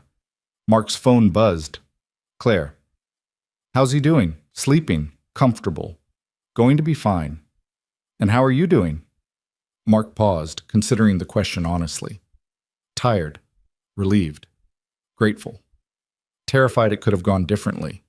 But it didn't. He's okay. You're okay. Let yourself feel that. Mark looked at his son sleeping peacefully, at the flowers Mrs. Chen had brought, at the evidence of care surrounding them. For years he'd operated under the belief that they were alone in this, him and Danny against the world, no safety net, no support system. But he'd been wrong. Mrs. Chen showed up without being asked. Claire stayed through the night in a hospital waiting room. People cared. People helped. Not because Mark had earned it, or because they expected repayment, but because that's what decent humans did for each other. All Mark had to do was let them. Thank you, he texted Claire, for everything, for seeing when I was drowning, for throwing me a lifeline, for staying last night when you didn't have to. You're welcome. Now stop texting me and rest. Doctor's orders. Mark smiled and set his phone aside. Outside the window, the city moved at its usual frenetic pace. But inside this small apartment, time slowed. Mark sat beside his sleeping son, listening to him breathe, and let himself finally believe what Claire had been trying to tell him all along. That he wasn't alone. That accepting help wasn't weakness. That sometimes the strongest thing you could do was admit you needed shelter from the storm. And that kindness, when given freely, could change everything. The week Danny spent recovering became a strange kind of gift. Mark had braced himself for the difficulty, the pain management, the restricted activity, the challenge of keeping an active 8-year-old still enough to heal. But what he hadn't anticipated was the quiet intimacy of those days, the way crisis had stripped everything down to what actually mattered. They built a recovery nest on the couch, with pillows and blankets that Danny rearranged approximately 70 times until the architecture met his exacting standards. Mark worked from his laptop at the kitchen table, close enough to hear if Danny needed anything but maintaining the boundary between present and smothering. Martin checked in daily with project updates that were thorough and competent, proving that the Riverside analysis could proceed without Mark's constant oversight. That realization should have felt threatening. If the work continued smoothly without him, what did that say about his indispensability? But instead, Mark felt something unexpected. Relief. The project wasn't falling apart. The client wasn't angry. The world kept turning even when Mark stepped back to care for his son. On the third day of recovery, while Danny dozed through an afternoon movie, Claire called. "How's the patient?" she asked without preamble. "Healing well? Complaining about being bored, which the doctor says is a good sign." Mark stepped into the kitchen, lowering his voice. "Martin's doing great work on Riverside. You were right to bring him in." "I usually am." Claire's tone was dry but warm. "How are you doing?" "I'm fine, just Holden, we've been through this." Real answer, not the automatic deflection. Mark leaned against the counter, looking through the doorway at Danny sprawled on the couch, his lion tucked under his arm. "I keep thinking about the hospital, about how my first instinct was to panic about work, about timelines and deliverables and letting people down. Even with my kid in surgery, that's where my brain went. That's not surprising. It's how you've survived for years. But it's wrong, isn't it? To be sitting in a hospital waiting room calculating project impacts instead of just being present for my son." "It's human," Claire corrected gently. "You've trained yourself to treat everything as a crisis that requires immediate problem solving. It'll take time to retrain that response." Mark was quiet for a moment. "You stayed. That night at the hospital. You didn't have to." "No, I didn't have to. I wanted to. There's a difference." "Why?" Claire sighed, and Mark could picture her in her office, probably still at her desk even though it was past 7. "Because 10 years ago, when my mother had her stroke, I sat in a hospital waiting room alone. My colleagues sent flowers afterward, but nobody came. Nobody sat with me through the worst hours. And I promised myself that if I ever had the opportunity to be that person for someone else, I would be." The rawness in her voice made Mark's chest tight. "I'm sorry, that must have been awful." "It was instructive. Taught me the difference between professional courtesy and actual human compassion. Most people are good at the former. Very few manage the latter." She paused. "You're coming back Monday, yes?" "If Danny's cleared by his doctor, yes." "Good. The office feels wrong without you. Martin's competent, but he asks where you'd file things." Claire's tone shifted, became more businesslike. "Also, we need to discuss the Henderson account. They're interested in similar analysis to what you did for Riverside." Mark's professional instincts sparked. Henderson was huge. National portfolio, complex market dynamics, exactly the kind of high-profile work that could define a career. "I'm interested." "I thought you might be. We'll talk details Monday. For now, focus on your son." After they hung up, Mark stood in his kitchen processing the conversation. Claire Monroe, terror of the courtroom, revealing her own moments of loneliness and pain, showing him that strength wasn't the absence of vulnerability, but the choice to be honest about it. Mrs. Chen arrived that evening with more soup and homemade bread, settling into the armchair like a visiting dignitary. Danny had graduated to sitting up more comfortably, his incision healing well, his color returning. "You look better," Mrs. Chen told Mark. "Less like ghost, more like person who occasionally sleeps." "I've been sleeping fine."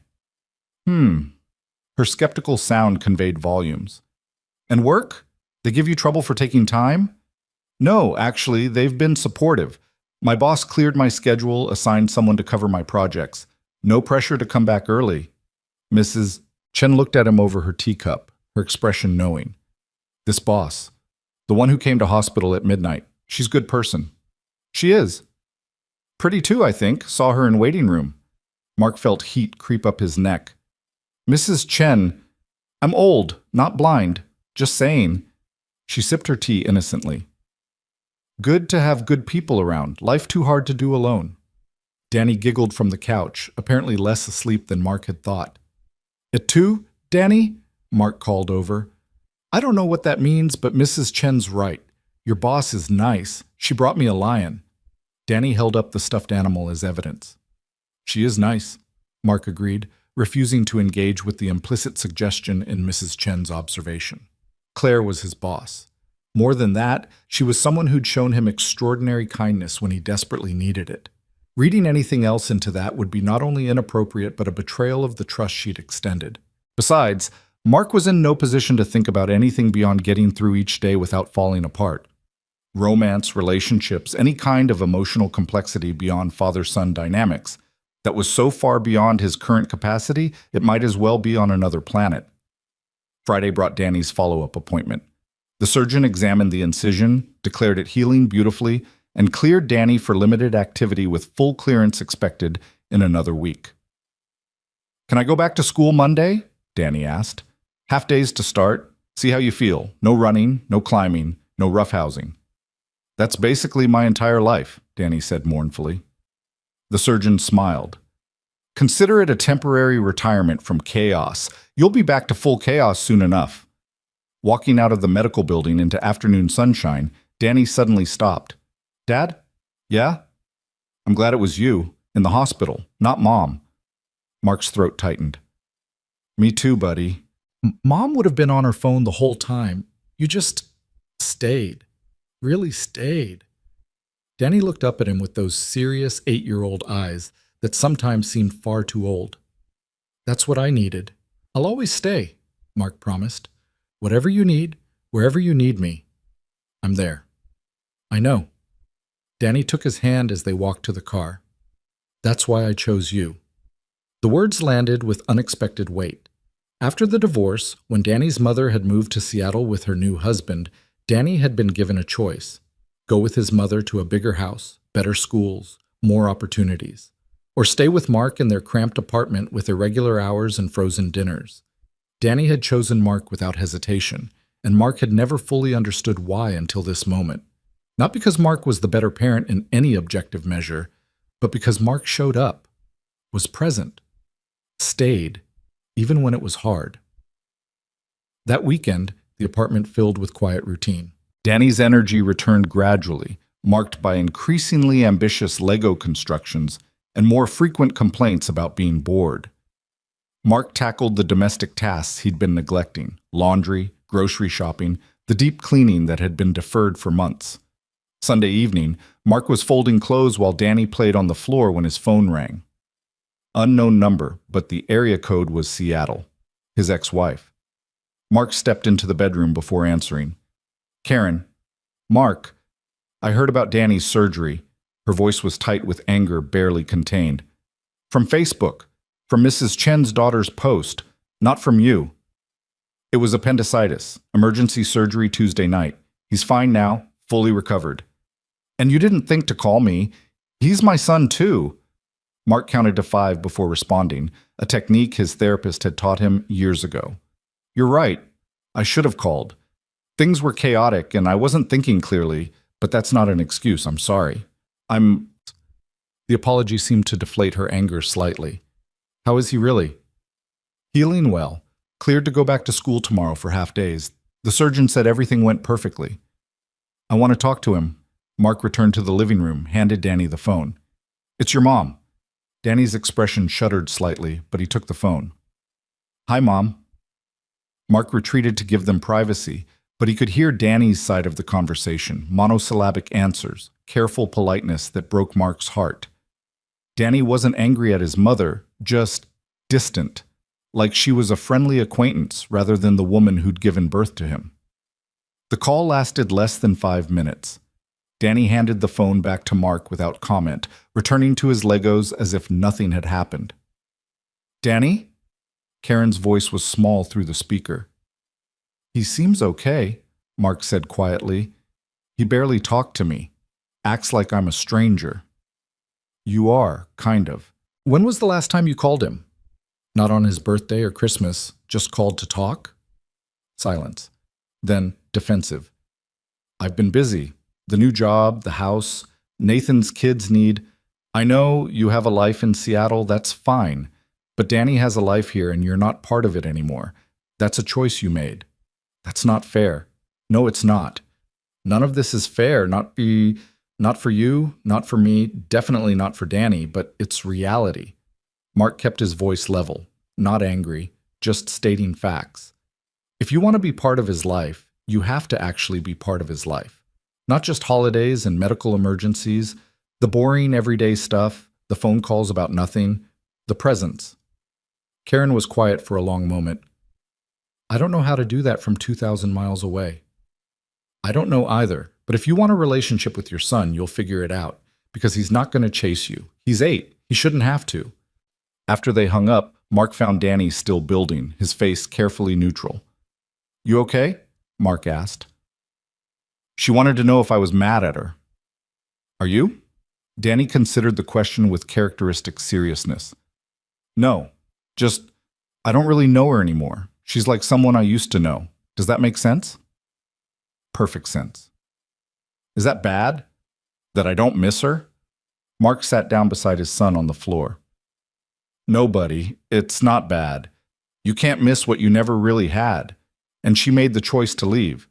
You're allowed to feel however you feel about that." Danny nodded, apparently satisfied with this answer, and went back to his building project. Mark marveled at his son's resilience, his ability to accept difficult truths and keep moving forward. 8 years old and already wiser than Mark had been at 30. Monday morning arrived with the nervous energy of returning to normal life. Danny went to school for a half day, proudly showing off his surgical scar to fascinated classmates. Mark returned to the office, stepping off the elevator at 8:43 a.m. to a surprising sight, a welcome back banner taped across his cubicle and a pile of cards from colleagues. Martin appeared immediately, looking relieved. "Thank God you're back. I have 17 questions about the Henderson preliminary analysis. Give me an hour to catch up on email, then we'll review everything." Claire's office door was open, but she was on a conference call, pacing behind her desk in that restless way she had when negotiating. She glanced up as Mark passed, gave him a brief nod of acknowledgement, then returned her focus to verbally dismantling whoever was on the other end of the line. The office felt different, or maybe Mark felt different. Same desk, same computer, same ambient noise of productivity. But Mark moved through it without the usual undercurrent of panic. He'd been gone a week, and the world hadn't ended. Work had continued without him. The sky hadn't fallen. Around 10, Claire appeared at his desk. "Conference room 3, 10 minutes. Bring your Henderson notes." The meeting included Mark, Claire, and 2 senior partners he'd rarely interacted with directly. They wanted his analysis methodology explained in detail, wanted to understand how he'd identified the market patterns that had impressed Riverside so thoroughly.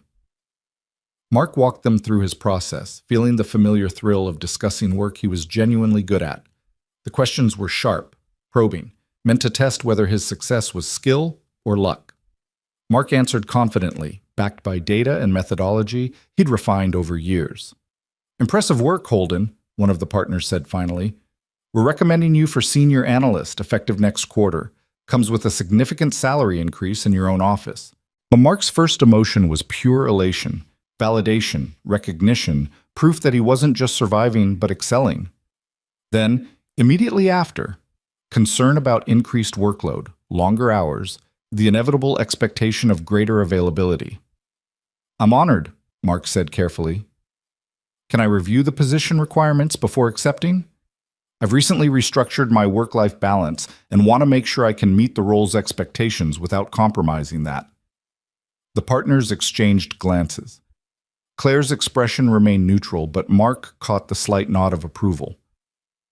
Smart question, the first partner said. Review the details. We'll talk specifics next week. But Holden?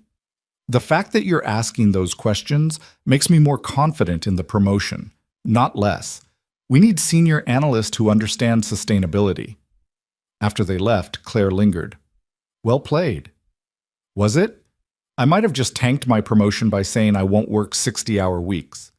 You set a boundary. That's different than refusing to work hard. They respect that. Claire leaned against the conference table. A year ago, you would have accepted immediately without questions. Would have assumed longer hours were mandatory. What changed? I spent a week watching my son recover from surgery, realized I'd been measuring success by all the wrong metrics. Mark met her eyes. You changed things, showing me that rest isn't weakness, that accepting help doesn't make me less capable, that my worth isn't determined solely by productivity. I didn't change anything, just gave you permission to acknowledge what you already knew. Claire's expression softened. You did the hard work yourself, Holden. All I did was hold up a mirror. That's not nothing. Sometimes we need someone else to show us what we can't see ourselves. Over the following weeks, a new rhythm established itself. Mark worked hard, but within reasonable hours, delegating effectively to Martin, who continued to prove himself invaluable. The Henderson account progressed smoothly, Mark's methodology yielding insights that impressed the client and solidified his reputation within the firm. Danny returned to full activity, throwing himself into school and after-school activities with characteristic enthusiasm. His scar faded from angry red to pale pink, a reminder of crisis survived. And slowly, almost imperceptibly, Mark's relationship with Claire evolved beyond strictly professional. It started small, coffee breaks where they discussed more than just work, occasional dinners after late client meetings where conversation drifted into personal territory. Mark learned that Claire was an only child whose parents had both passed, that she played piano but hadn't touched one in 5 years, that she collected first-edition mystery novels and harbored a secret love for terrible reality TV. In turn, he shared stories about Danny, about his own childhood in a small town he'd escaped as soon as possible, about the marriage that had failed not dramatically, but through accumulated small neglects on both sides. They were careful, both of them. Maintained professional boundaries at the office, never let personal warmth bleed into client meetings or team interactions. But the connection was there, growing quietly like roots beneath soil. Mrs. Chen noticed, of course. She noticed everything. Your boss comes for dinner Friday, she announced one Thursday evening, as if this had already been decided without Mark's input. Excuse me? Claire. I invited her. She said yes. Friday, 6 o'clock. Tell Danny we're having someone special for dinner. Mark stared at her. You invited my boss to dinner without asking me first? You would have said no, made excuses. This way, already decided. Mrs. Chen's expression was serenely unmovable. She's lonely. You're lonely. Danny likes her. I make good food. Everyone benefits. Mrs. Chen, Friday, 6 o'clock. Don't be late. Mark considered arguing, but recognized the futility. When Mrs. Chen made a decision, the universe tended to rearrange itself accordingly. Friday evening arrived with Mark significantly more nervous than any work presentation had ever made him. He and Danny showed up at Mrs. Chen's apartment at exactly 6, Danny carrying flowers they'd picked up from the bodega downstairs. Claire arrived 10 minutes later, wearing jeans and a simple sweater that made her look younger, more approachable than her usual armor of designer suits. She looked nervous, too, Mark realized. Actually nervous, fidgeting slightly with her watch. Thank you for having me, Claire said to Mrs. Chen, offering a bottle of wine. Of course. You're good people. Good people always welcome. Mrs. Chen accepted the wine, examining the label with approval. Expensive. I like you already. Dinner was warm chaos. Mrs. Chen had made enough food for 12 people, courses appearing from her small kitchen in seemingly endless succession. Danny talked Claire's ear off about his dinosaur project, his upcoming science fair, the elaborate Minecraft world he was building. Claire listened with genuine interest, asking questions that showed she was actually paying attention. Mark watched them interact. His son and this woman who'd shown up on a random Tuesday night at the hospital, who'd stayed through the worst hours, who'd somehow become important to both of them without Mark quite noticing when it happened. "Your boy is special," Mrs. Chen told Claire, gesturing at Danny with her chopsticks. "Smart, kind, like his father." "I can see that," Claire agreed, glancing at Mark. "Both special and like his father." Heat crept up Mark's neck. Danny, oblivious to the undercurrents, launched into a detailed explanation of plate tectonics. After dinner, Danny helped Mrs. Chen with dishes, his new favorite chore since she let him use the special soap that made extra bubbles. Mark and Claire ended up on the small balcony, the October evening cool but not uncomfortable. "This was nice," Claire said quietly. "I can't remember the last time I had dinner like this. Just people. No agenda, no networking, no strategic relationship building, just eating and talking." Mrs. Chen has a way of making things happen. Mark leaned against the railing. "I'm sorry if she made you uncomfortable by inviting you without warning." "She didn't. It was—" Claire searched for words. "Unexpected. But good unexpected. I spend most evenings alone in my apartment, ordering takeout and reviewing briefs. This was better. You're always welcome, here or at my place, such as it is." Claire turned to face him fully. "Mark, can I call you Mark when we're not at the office?" "Of course." "Mark, I need to be honest about something." She looked nervous again, a rare crack in her usual composure. "These past few months, getting to know you and Danny, being part of your lives in some small way, it's been important to me. More important than I expected." Mark's heart picked up speed. "It's been important to me, too. I don't want to make things complicated. You work for me, which creates power dynamics that are ethically fraught. And you've been through hell recently. Divorce, single parenting, Danny's surgery. The last thing you need is your boss developing feelings that could make your professional life difficult." The word feelings hung in the air between them. "What if I said those feelings aren't unwelcome?" Mark asked carefully. Claire's expression was torn between hope and concern. "Then I'd say we need to be very careful, very slow, because I won't risk your career or your stability or Danny's well-being for what I want." "What do you want?"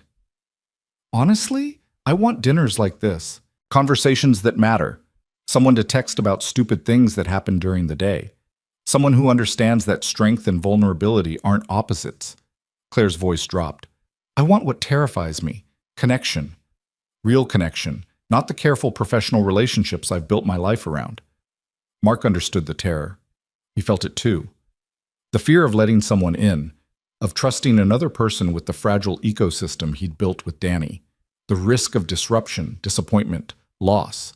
But he also understood what Claire had taught him, that accepting help wasn't weakness, that letting people see your vulnerability was strength, not surrender. "We could try," Mark said quietly. "Slowly, carefully. No pressure, no expectations. Just see what happens." "What about Danny?"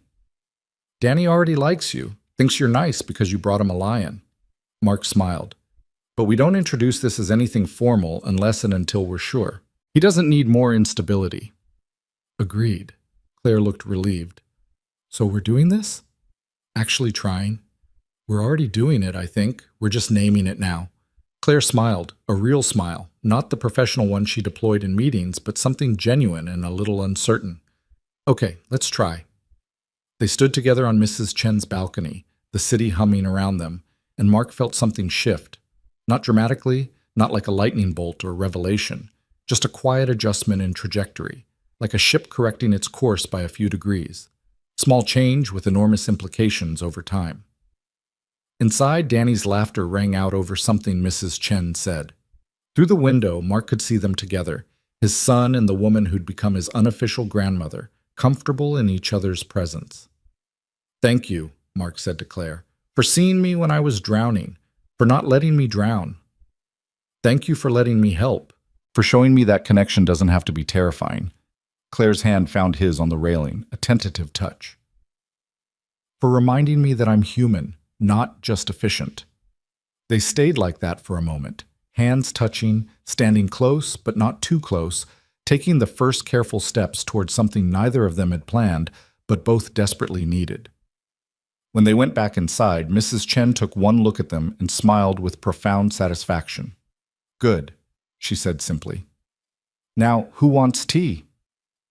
The weeks that followed brought gradual change.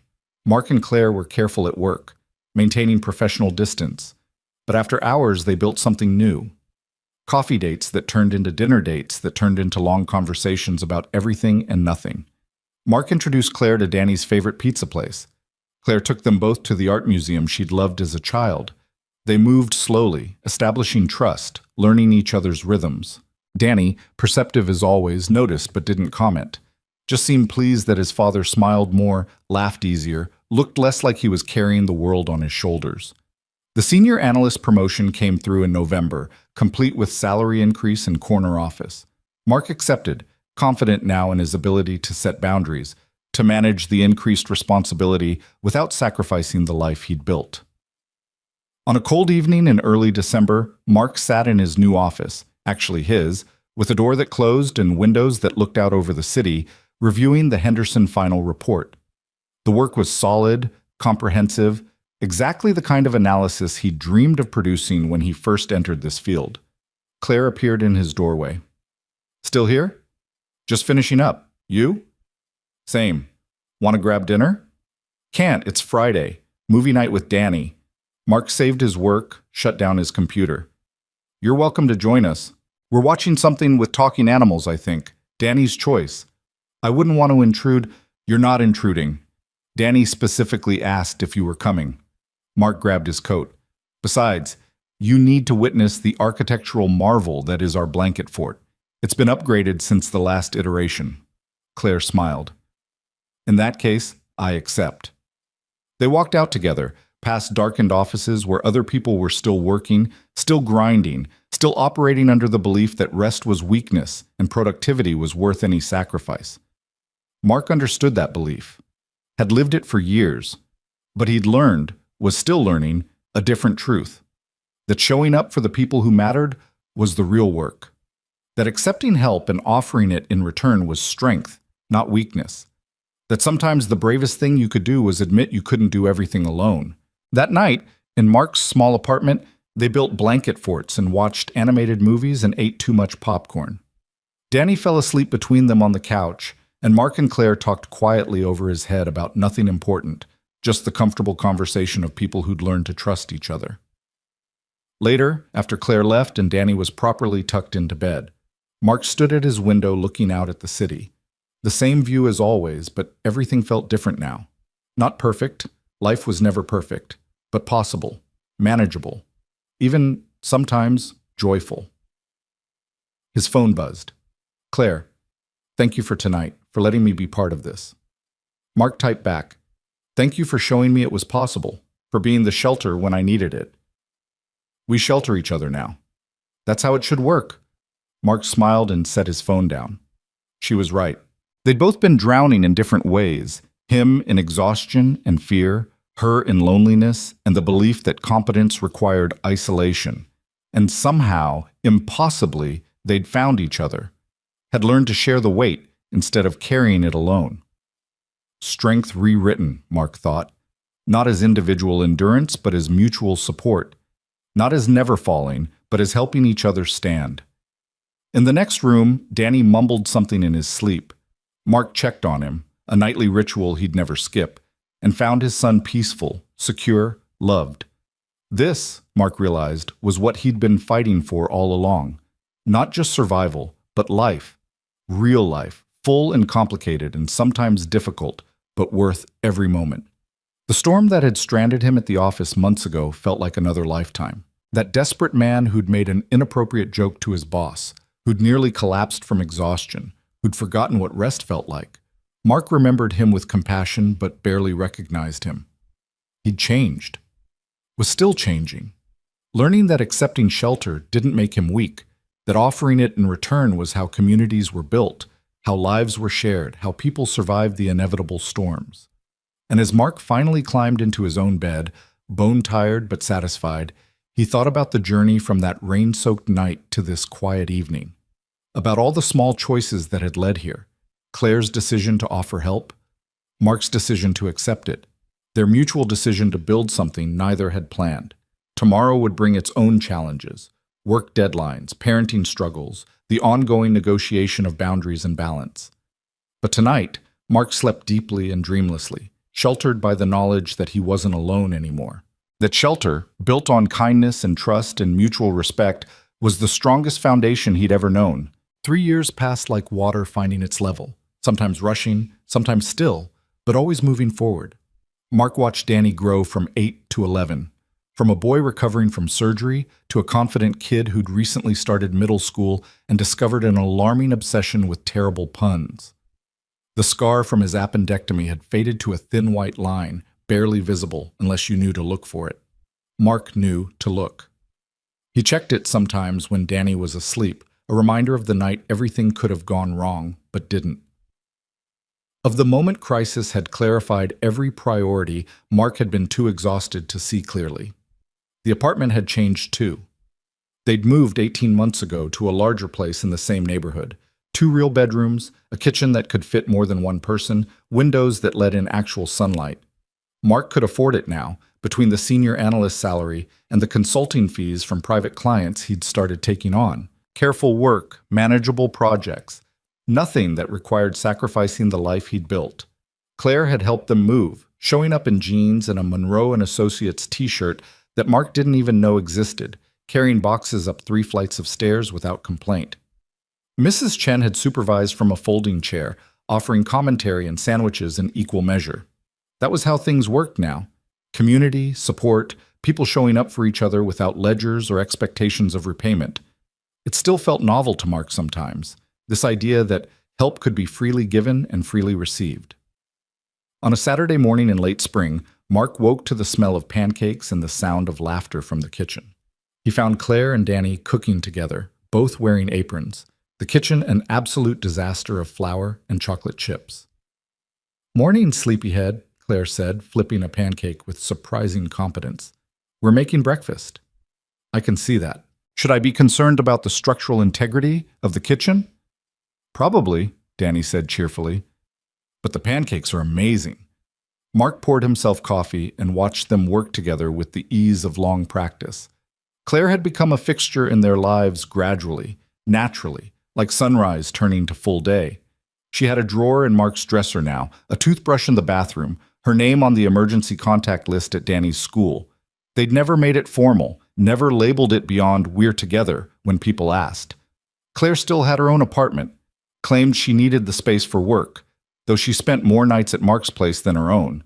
Mark suspected she maintained it partly as protection, an escape route if things went wrong, proof that she could still survive alone if necessary. He understood that instinct. Some survival mechanisms died hard. "Dad, Claire's coming to my science fair presentation on Tuesday, right?" Danny asked, sliding a perfectly golden pancake onto a plate. "If she can get away from work," Mark said carefully. They'd learned to never promise Claire's attendance at anything. Her schedule was unpredictable. Client emergencies arose without warning. "I'll be there," Claire said firmly. "I blocked it on my calendar months ago. Told my assistant that barring actual apocalypse, I'm unavailable from 2 to 4 p.m. Tuesday." Danny's face lit up. "Really? Really? I want to see this volcano you've been obsessing over, the one that's currently taking up half your bedroom." "It's not a regular volcano. It's a cryovolcano, which means it erupts ice instead of lava, and the chemical reaction I'm using is—" "Let her finish cooking before you launch into the full presentation," Mark interrupted gently, though he was smiling. Danny's enthusiasm for science had exploded after his appendectomy, as if nearly dying had made him intensely curious about how bodies worked, which had spiraled into broader interest in chemistry and physics. They ate breakfast on the small balcony, the spring morning warm enough to be pleasant. The city stretched out below them, the same chaotic, beautiful mess it had always been. But Mark saw it differently now, not as a place to survive, but as a place to live. "Mrs. Chen invited us for dinner tomorrow," Claire said, wiping chocolate from her mouth. "Something about a special occasion, but she wouldn't tell me what." "It's her birthday," Danny said. "But she pretends she doesn't have birthdays anymore. Says she's achieved immortality through stubbornness." "Sounds accurate," Mark said. "We should bring a cake." Already ordered from that bakery she loves. German chocolate. Picking it up tomorrow afternoon. Claire had a smudge of flour on her cheek that made her look younger, softer than the formidable attorney who'd terrified Mark 3 years ago. Had it really only been 3 years? Felt like a lifetime ago, and also yesterday, that rain-soaked night when Mark had said something stupid and Claire had offered shelter instead of judgment. Later that afternoon, while Danny was at a friend's house and Claire was reviewing case files on the couch, Mark found himself thinking about that night, about the man he'd been, desperate, exhausted, so deep in survival mode he'd forgotten what living felt like. "What are you brooding about?" Claire asked without looking up from her notes. "How did you know I was brooding?" "You get this expression, like you're having a very serious conversation with yourself." She set down her files, giving him her full attention. "Talk to me." Mark sat beside her, close enough that their shoulders touched. Physical proximity had become easy between them, the careful distance of those early months replaced by comfortable intimacy. "I was thinking about the night we met, really met, I mean, when I said that idiotic thing in your apartment." Claire smiled. "The proposal that wasn't really a proposal. I was so embarrassed, thought I'd destroyed my career in one stupid moment." Mark shook his head. "But you just saw through it, saw what I was really saying, which was, I'm drowning and don't know how to ask for help," Claire said quietly. "Wasn't hard to recognize. I'd said the same thing in different ways for years." "Do you ever miss it? The before? When you didn't have to consider anyone else's schedule or needs, when you could work until midnight without someone worrying?" Claire was quiet for a moment, considering the question honestly. "Sometimes. Usually when I'm stressed and falling back on old patterns. Work myself to exhaustion, then remember I promised to have dinner with you and Danny and feel resentful for half a second." She took his hand. "But then I actually show up for dinner and remember why I made the promise. Remember that the resentment is just fear talking. Fear that connection means losing myself."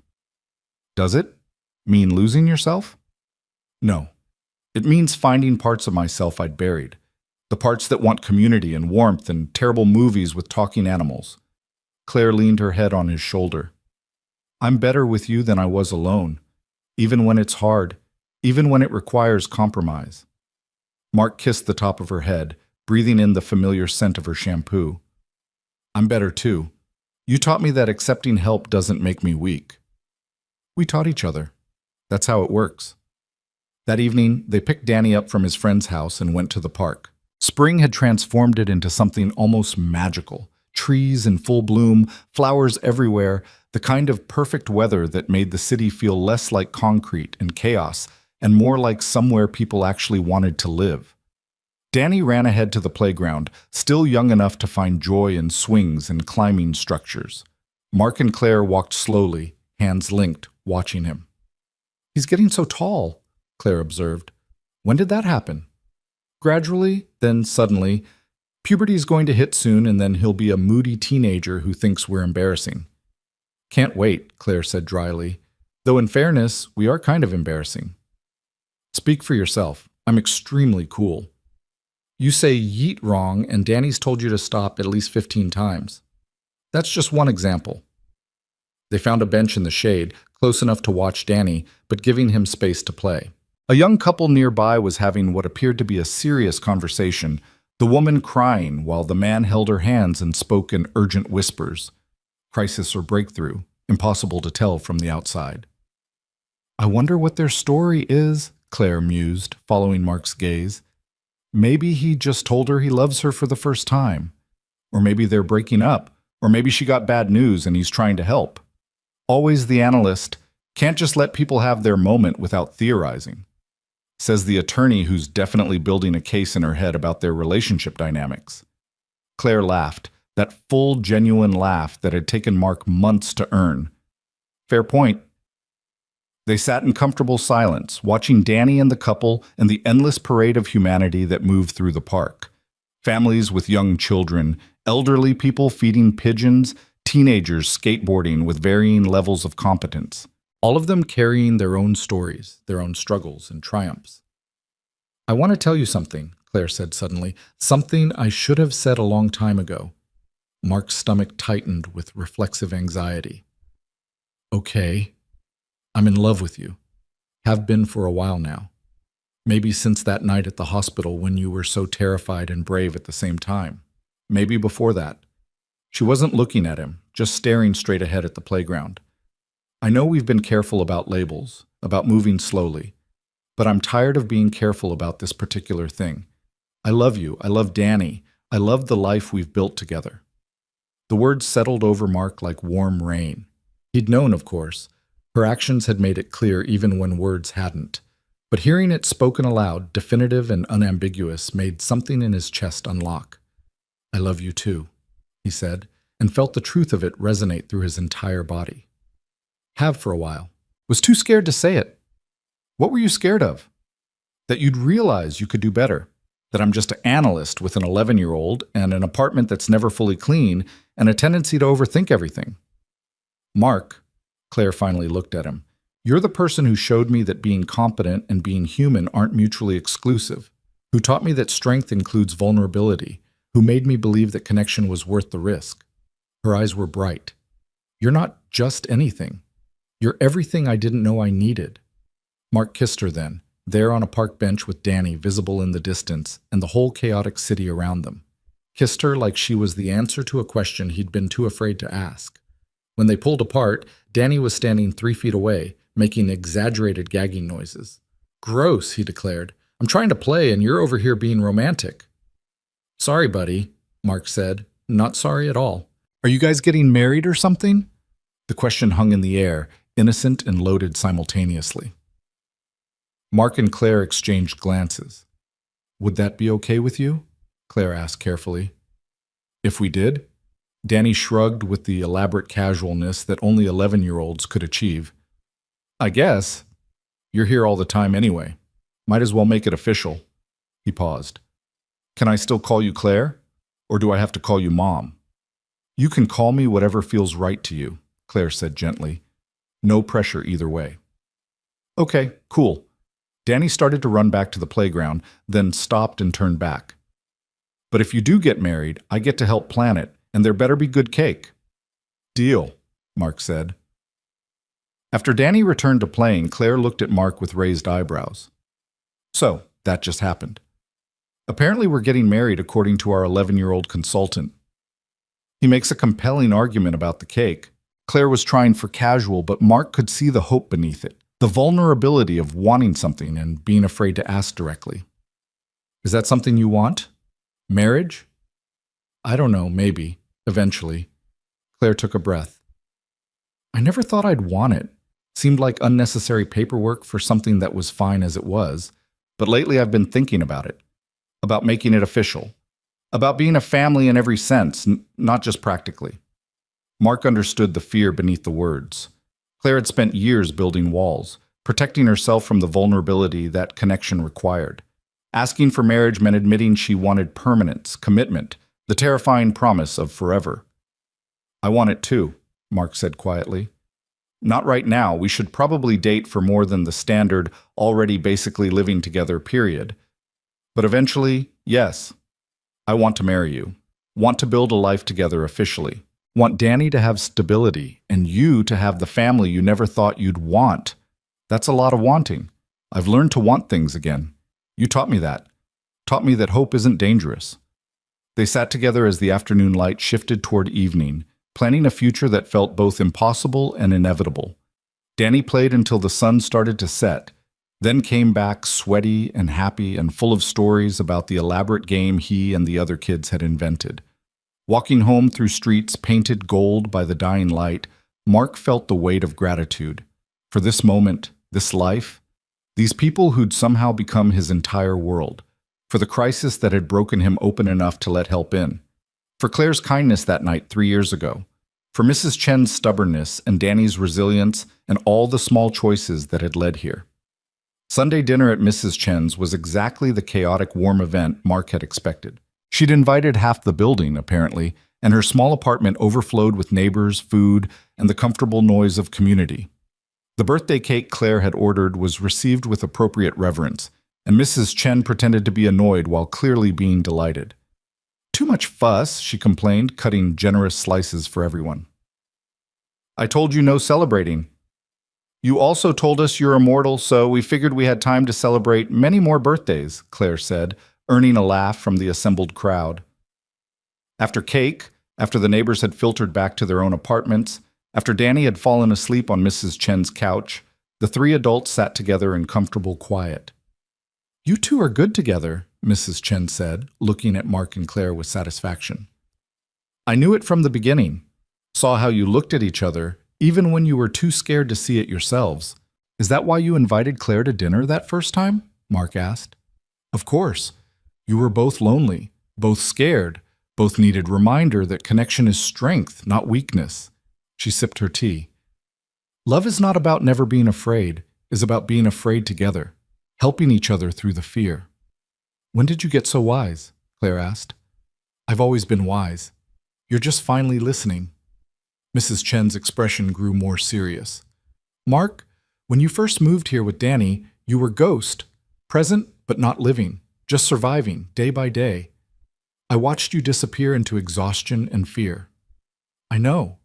I don't know how you put up with me. Because I saw what you couldn't, that you were good father doing best he could with impossible situation, that you needed help but couldn't ask for it. She turned to Claire. And you, successful, powerful, lonely, afraid that letting people in meant losing control. Also accurate, Claire admitted. Now look at you, at both living instead of just surviving, both learning that needing each other is not weakness. Mrs. Chen smiled. This is what I wanted when I invited Claire to dinner, to show you both that family is not just blood. It's people who show up, who choose to stay even when it's hard. Mark felt his throat tighten. Thank you for seeing us, for caring when you didn't have to. Of course I care. You're my family now, all of you. She gestured at Danny, asleep with his mouth open, still clutching a piece of cake. Even this one, with his terrible jokes and his volcano obsession, they stayed until late, talking about everything and nothing, the conversation flowing with the ease of people who'd learned to trust each other. Eventually, Mark carried Danny home. The kid was getting too big for this, would probably be mortified if he woke up being carried, but for now, he remained deeply asleep.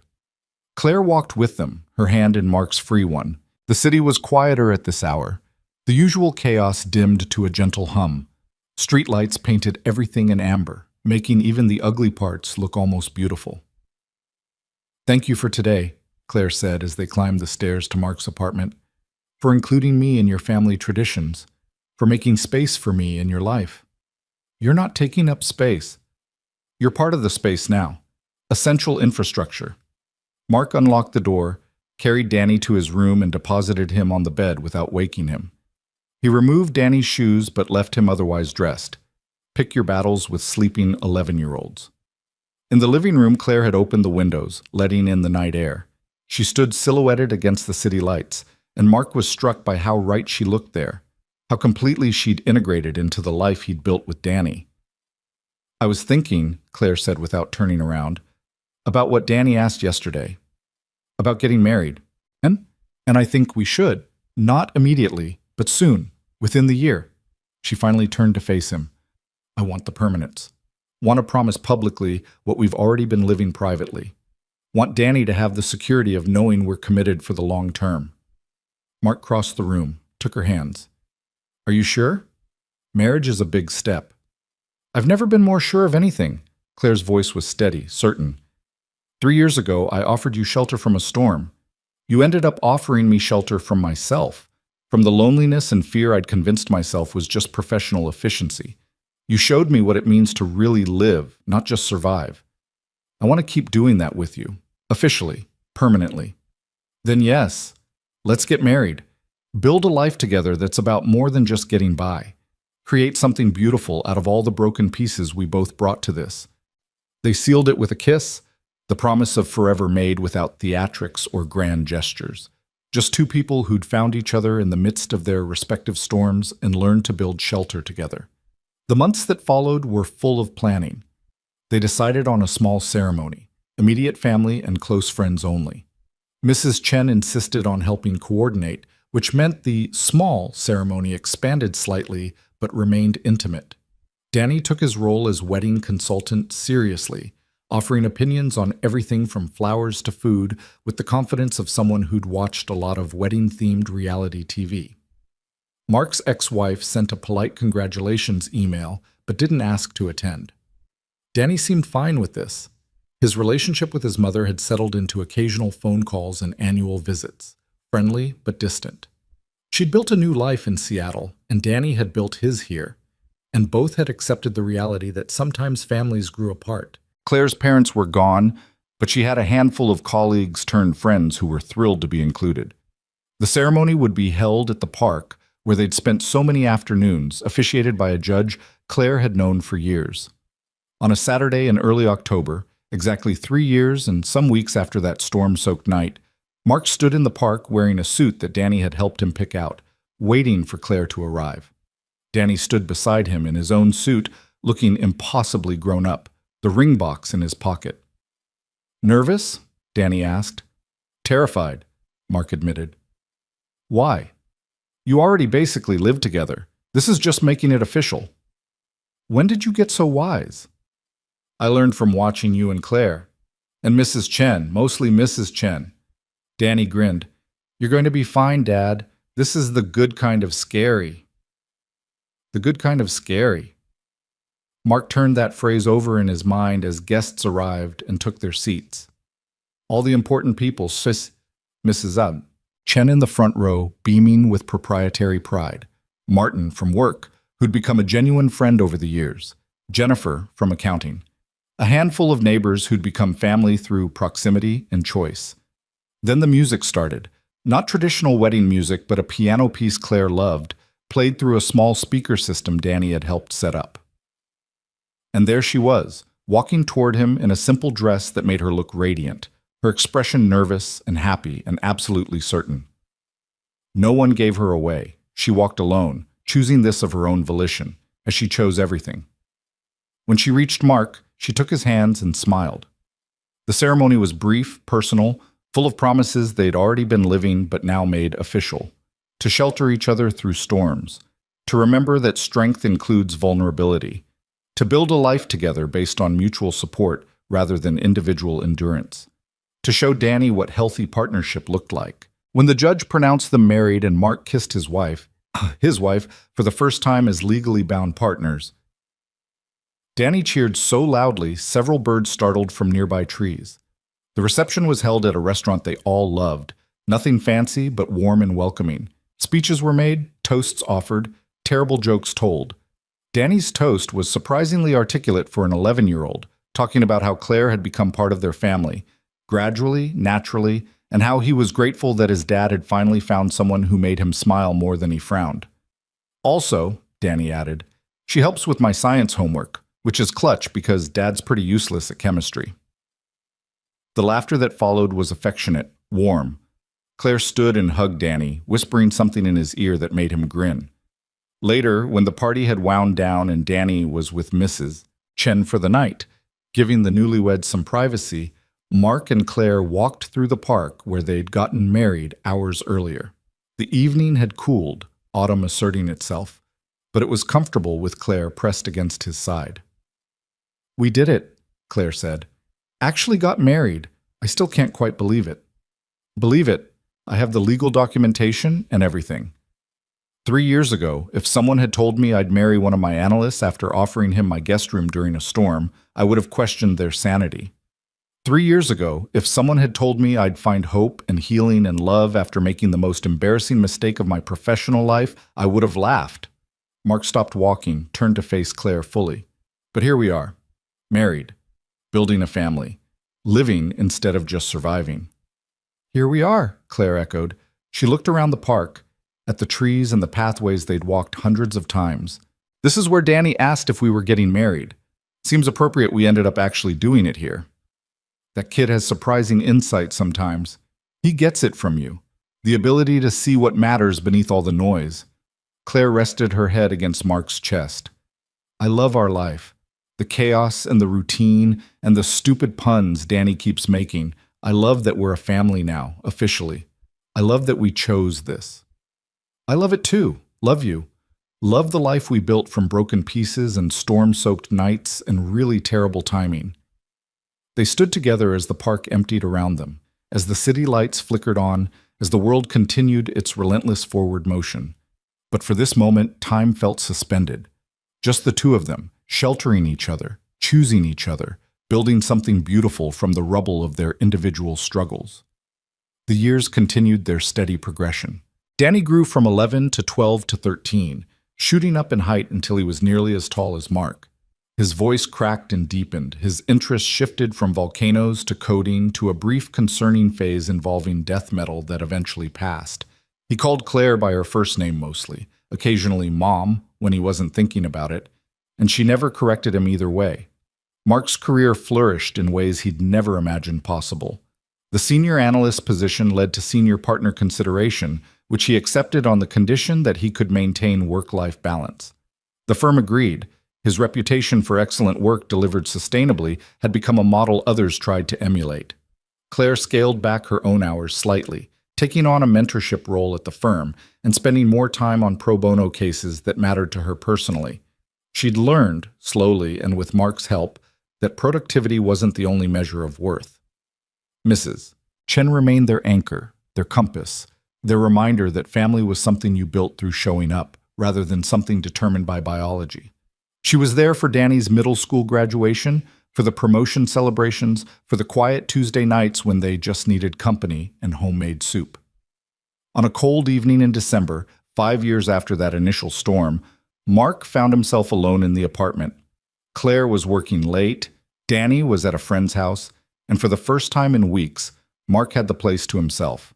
He should have enjoyed the quiet, the rare solitude. Instead, he felt unsettled. Not the panicked, drowning feeling from years ago, but a kind of reflective melancholy. He found himself at the window where he'd stood so many times before, looking out at the city. 5 years. Half a decade since he'd made that mortifying joke in Claire's apartment, since she'd seen through his desperate humor to the exhausted man beneath, since everything had started to change. Mark thought about the man he'd been then, running on fumes, barely holding himself together, convinced that accepting help was the same as failing. That man seemed like a stranger now, someone Mark recognized but couldn't fully connect with. What would that exhausted, desperate version of himself think if he could see this life? The partnership with Claire, the thriving career, Danny growing up confident and loved. Would he believe it was possible? Or would it seem too good to be real, a fantasy too distant to hope for? His phone buzzed. Claire. Still at the office. This contract negotiation is taking forever. How's your evening? Quiet. Danny's at Trevor's until 9. I'm being contemplative and slightly maudlin. Want company? I can probably escape in 30 minutes. No, stay. Finish your negotiation. I'm fine. Just thinking about how far we've come. We've come very far, and we're still going. Love you. Love you too. Mark set his phone down and returned to his contemplation. The apartment was warm, comfortable, full of evidence of the life they'd built. Danny's school projects on the fridge, Claire's work files on the dining table, photos on the walls documenting birthdays and holidays, and ordinary moments that had somehow become extraordinary through accumulation. This was what shelter looked like, Mark realized. Not just a roof and walls, but the accumulated weight of being known and choosing to stay anyway, of building something together that was stronger than what either could have built alone. The front door opened and Danny tumbled in, earlier than expected, talking before he was fully inside.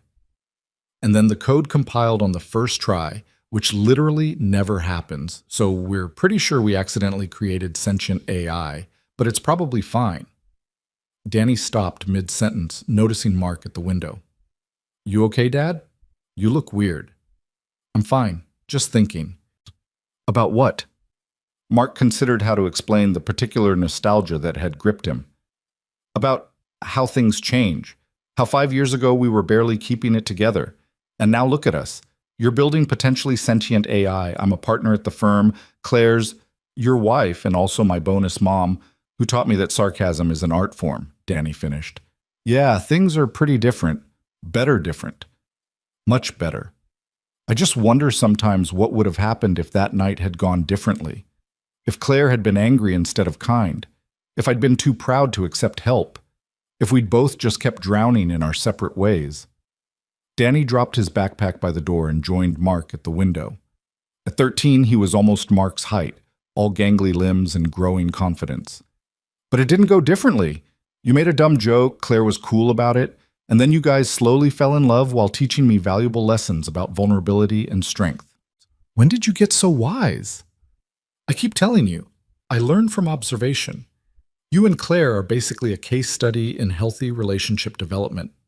Danny bumped Mark's shoulder. Also, Mrs. Chen keeps explaining things when she thinks I'm not listening. They stood together at the window, father and son, looking out at the city that had witnessed their transformation. The same streets, the same buildings, but everything different because they were different. I'm proud of you, you know, Mark said quietly.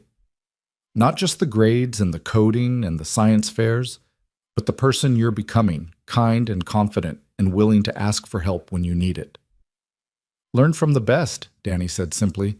You showed me that being strong doesn't mean doing everything alone, that family is people who show up, that it's okay to be scared as long as you keep moving forward anyway.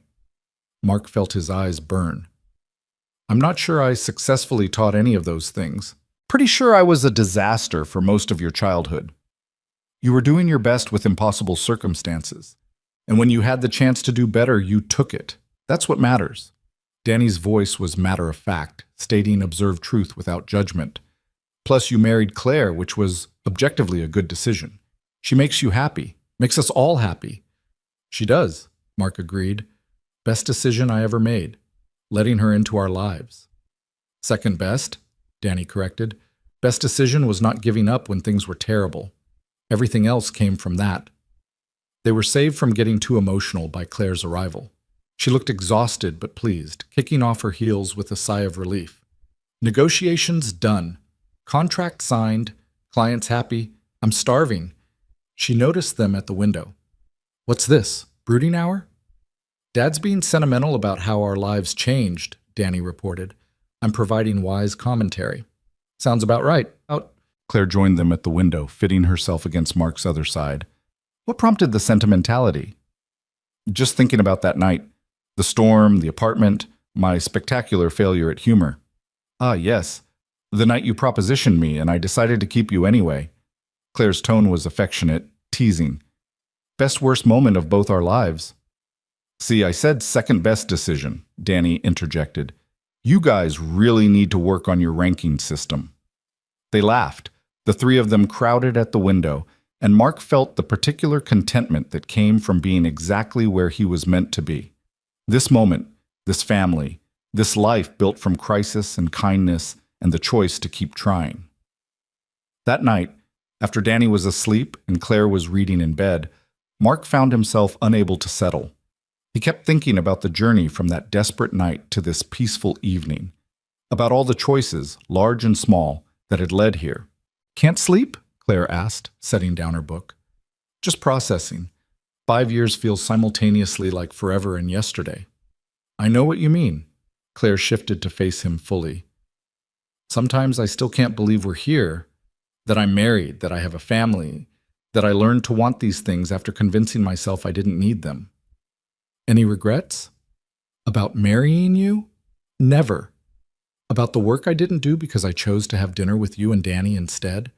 Sometimes when I'm stressed, but then I remember that the work will always be there and Danny won't always be 13 and you won't always want to watch terrible movies with me on Tuesday nights. She took his hand. So no real regrets, just occasional fear that I'll mess this up somehow. You won't.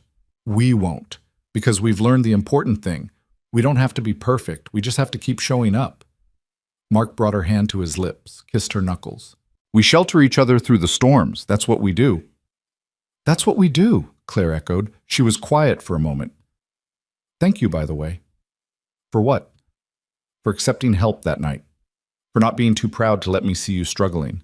For teaching me that connection doesn't mean losing myself. Her voice was soft but certain. For building this life with me. Thank you for offering help. For seeing through my terrible joke to what I really needed. For showing me that strength includes vulnerability. They lay together in comfortable silence, the kind that only came from years of learning each other's rhythms and patterns. Outside, the city hummed its eternal song. Inside, everything was warm and safe, and exactly right. Mark's last thought before sleep was a kind of prayer, though he wasn't sure who he was praying to. Just gratitude, pure and simple, for the storm that had stranded him, for the shelter that had saved him, for the life he'd built from the broken pieces of who he used to be. The next morning was Sunday, which meant lazy breakfast and the New York Times crossword puzzle that Claire attacked with competitive intensity, while Danny offered increasingly absurd suggestions for answers. Mark made pancakes. He'd gotten good at them over the years, though never quite as good as Claire's Saturday morning versions. 7 across, shelter from the storm. 6 letters, Claire read aloud. Refuge, Danny suggested. Or asylum. Or Dad's terrible apartment before we upgraded. Refuge fits, Claire filled in the letters. Though Danny's answer has merit, Mark laughed, flipping pancakes. The old apartment wasn't that bad. It was pretty bad, Dad. Mrs. Chen called it charmingly desperate. She would. Mark slid pancakes onto plates. But it was home. It was where we survived until we could do better than survive. The doorbell rang. Mrs. Chen right on time for Sunday breakfast, a tradition that had started accidentally and become permanent through repetition. She came bearing fresh fruit and commentary on their lives. "You all look happy," she observed, settling into her usual chair. "This is good. Happiness looks good on you." They ate together, this family built from choice rather than obligation. Talked about the coming week, Danny's upcoming science competition, Claire's caseload, Mark's client meetings. Ordinary conversation about ordinary life, which felt extraordinary because Mark remembered when ordinary had been impossible. After breakfast, after Mrs. Chen had left with the inevitable containers of leftovers, after Danny had retreated to his room to work on his competition project, Mark and Claire sat on the couch together. "I love Sundays," Claire said, her head on Mark's shoulder. "The routine of them. The predictability. Never thought I'd be the kind of person who valued domestic routine." "You're full of surprises," Mark said. "Terrifying attorney by day, pancake expert, and crossword champion by weekend." "I contain multitudes." She was quiet for a moment. "Do you ever think about what would have happened if we'd never met? If that storm hadn't happened, or if I'd just let you sleep in the office?" "Sometimes, usually when I can't sleep and my brain decides to torture me with alternate timelines." Mark tightened his arm around her. "But I try not to go there. We did meet. The storm did happen. You did offer shelter. Everything else follows from those truths." "Sliding doors," Claire murmured. "One choice, one moment, everything changes. Or everything was always leading here and we just didn't know it yet." Mark kissed the top of her head. "Either way, I'm grateful. For the storm, for your kindness, for the life we built." Years continued their steady march. Danny graduated middle school, started high school, grew into a young man who somehow combined Mark's analytical mind with Claire's sharp wit and Mrs. Chen's practical wisdom. He built computers in his spare time, won science competitions, and started talking about colleges with the same intensity he'd once reserved for volcanic activity. Mark's career plateaued at a level he found comfortable, successful enough to provide well, not so demanding that it consumed his life. He'd learned the art of sustainable excellence, of delivering quality work without sacrificing the relationships that mattered. Claire became managing partner at the firm, a role she navigated with grace and surprising humanity. She instituted policies around work-life balance, mandatory vacation time, mental health support, created the environment she'd needed years ago but hadn't known to ask for. Mrs. Chen aged gracefully, her stubbornness carrying her into her 80s with barely a concession to the passage of time. She remained the center of their informal family, the anchor that held them steady. On a spring evening, 15 years after that initial storm, Mark found himself alone in their home office. They'd bought a house 2 years prior, still in the city, but with more space, a yard, room to grow. Danny was at college now, visiting on weekends when his schedule allowed. The house was too quiet without him, Mark thought. He and Claire had discussed moving to something smaller, but neither could quite bring themselves to leave. This was home, the place where they'd built the final version of their family. Mark was sorting through old files when he found it.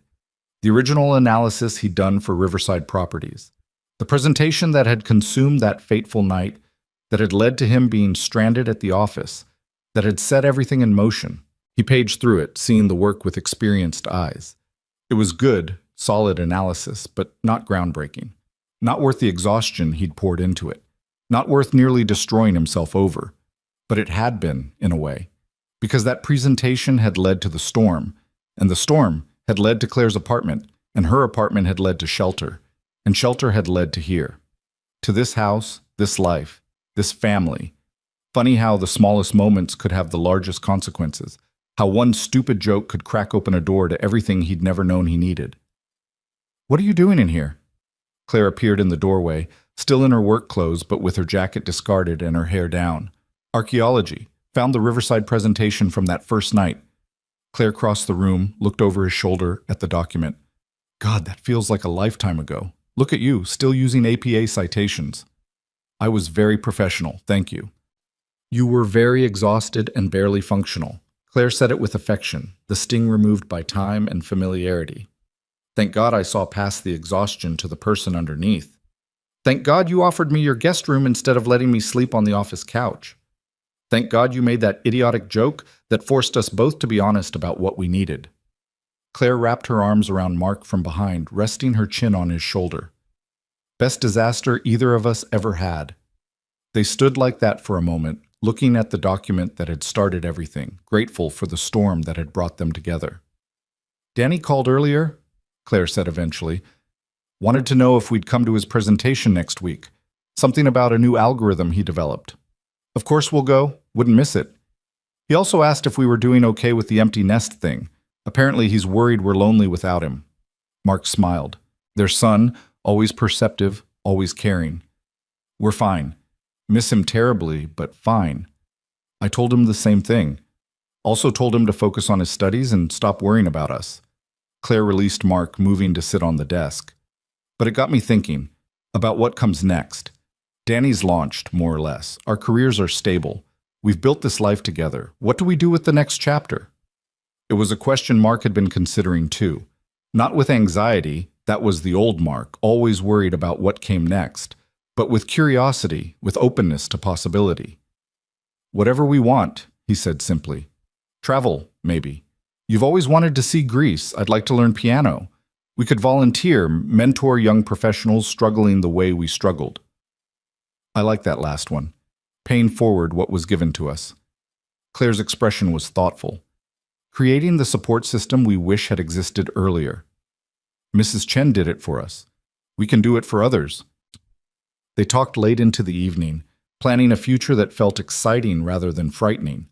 Building on the foundation they'd spent 15 years constructing. Trust, partnership, the knowledge that they could weather whatever came because they wouldn't face it alone. That night, lying in bed in the house they'd chosen together, Mark reflected on the journey from that rain-soaked office to this comfortable bedroom, from desperation to contentment, from survival to life. "Claire," he said into the darkness. "Hmm? I'm glad I made that stupid joke." She laughed, the sound warm in the quiet room. "Me too. Best terrible decision either of us made." "No regrets?" "Not a single one. Except maybe that it took us so long to figure out we belonged together." She rolled over to face him. "But even that was probably necessary. We needed to be broken separately before we could build something together. Broken people building shelter for each other." "Exactly." Claire's voice was soft but certain. "That's what love is, I think. Not finding someone perfect, but finding someone willing to help you build something from the broken pieces. Someone who offers shelter when you need it, and accepts shelter when they need it." Mark pulled her close, feeling her heartbeat against his chest, and knew she was right. This was what he'd been searching for without knowing it. Not salvation, not rescue, but partnership. Someone to share the weight, to celebrate the victories, to sit with in the quiet moments between crisis and triumph. Outside, the city continued its endless rhythm. Somewhere, other people were struggling the way Mark had struggled. Were drowning in exhaustion and fear and the belief that accepting help was weakness. Were making mistakes that felt catastrophic but might actually be doors opening to something better. Mark hoped they found their shelter, hoped someone saw them struggling and offered kindness without conditions, hoped they were brave enough to accept it. The next morning, Mark woke to find Claire already up, making coffee in the kitchen. Sunlight streamed through the windows, painting everything gold. Outside, the world was waking up, birds singing, neighbors starting their days, life continuing its relentless forward motion.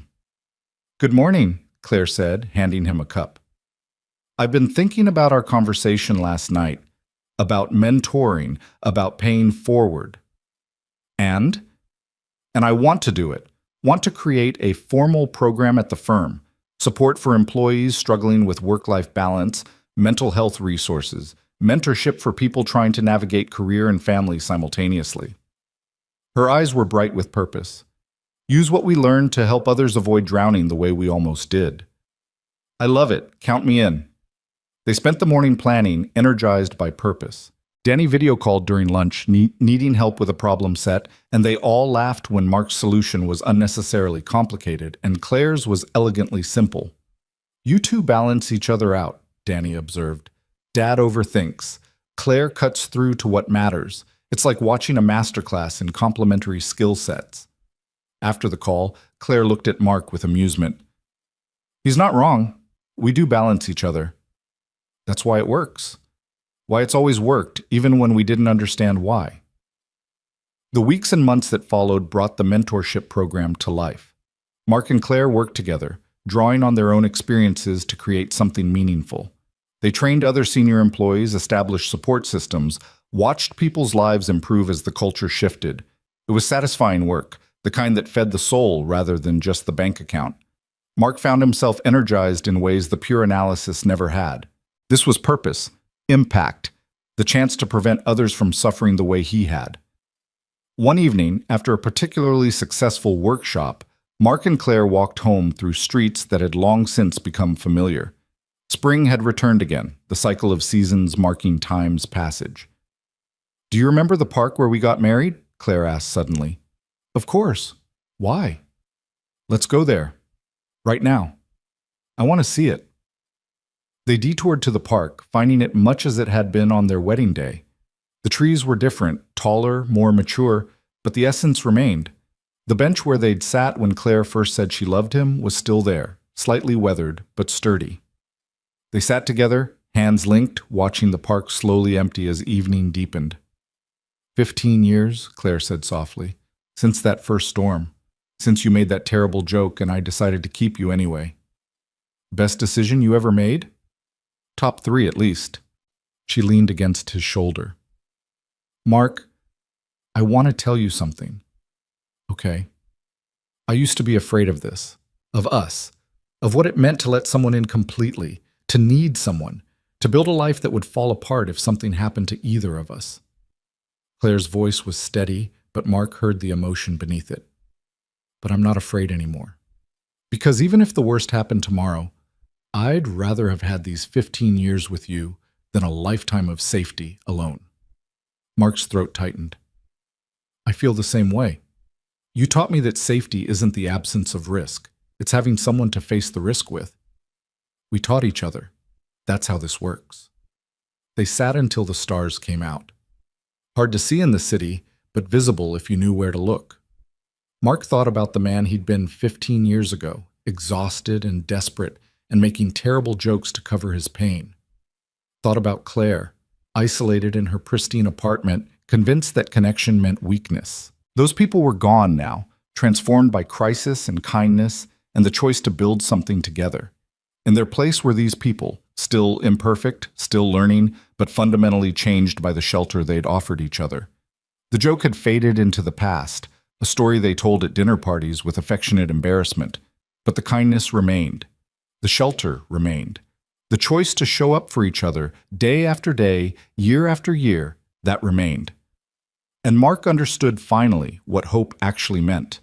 Not the absence of fear or the promise of easy answers, but the choice to keep building, keep trying, keep believing that tomorrow could be better than today if you were willing to do the work and accept help along the way. Hope didn't arrive loudly with trumpets and declarations. It came as a simple question on a stormy night, as a guest room offered without conditions, as the courage to believe you were still worth saving, as shelter freely given and gratefully received, as love built from broken pieces into something beautiful and strong. As a life, lived fully instead of just survived.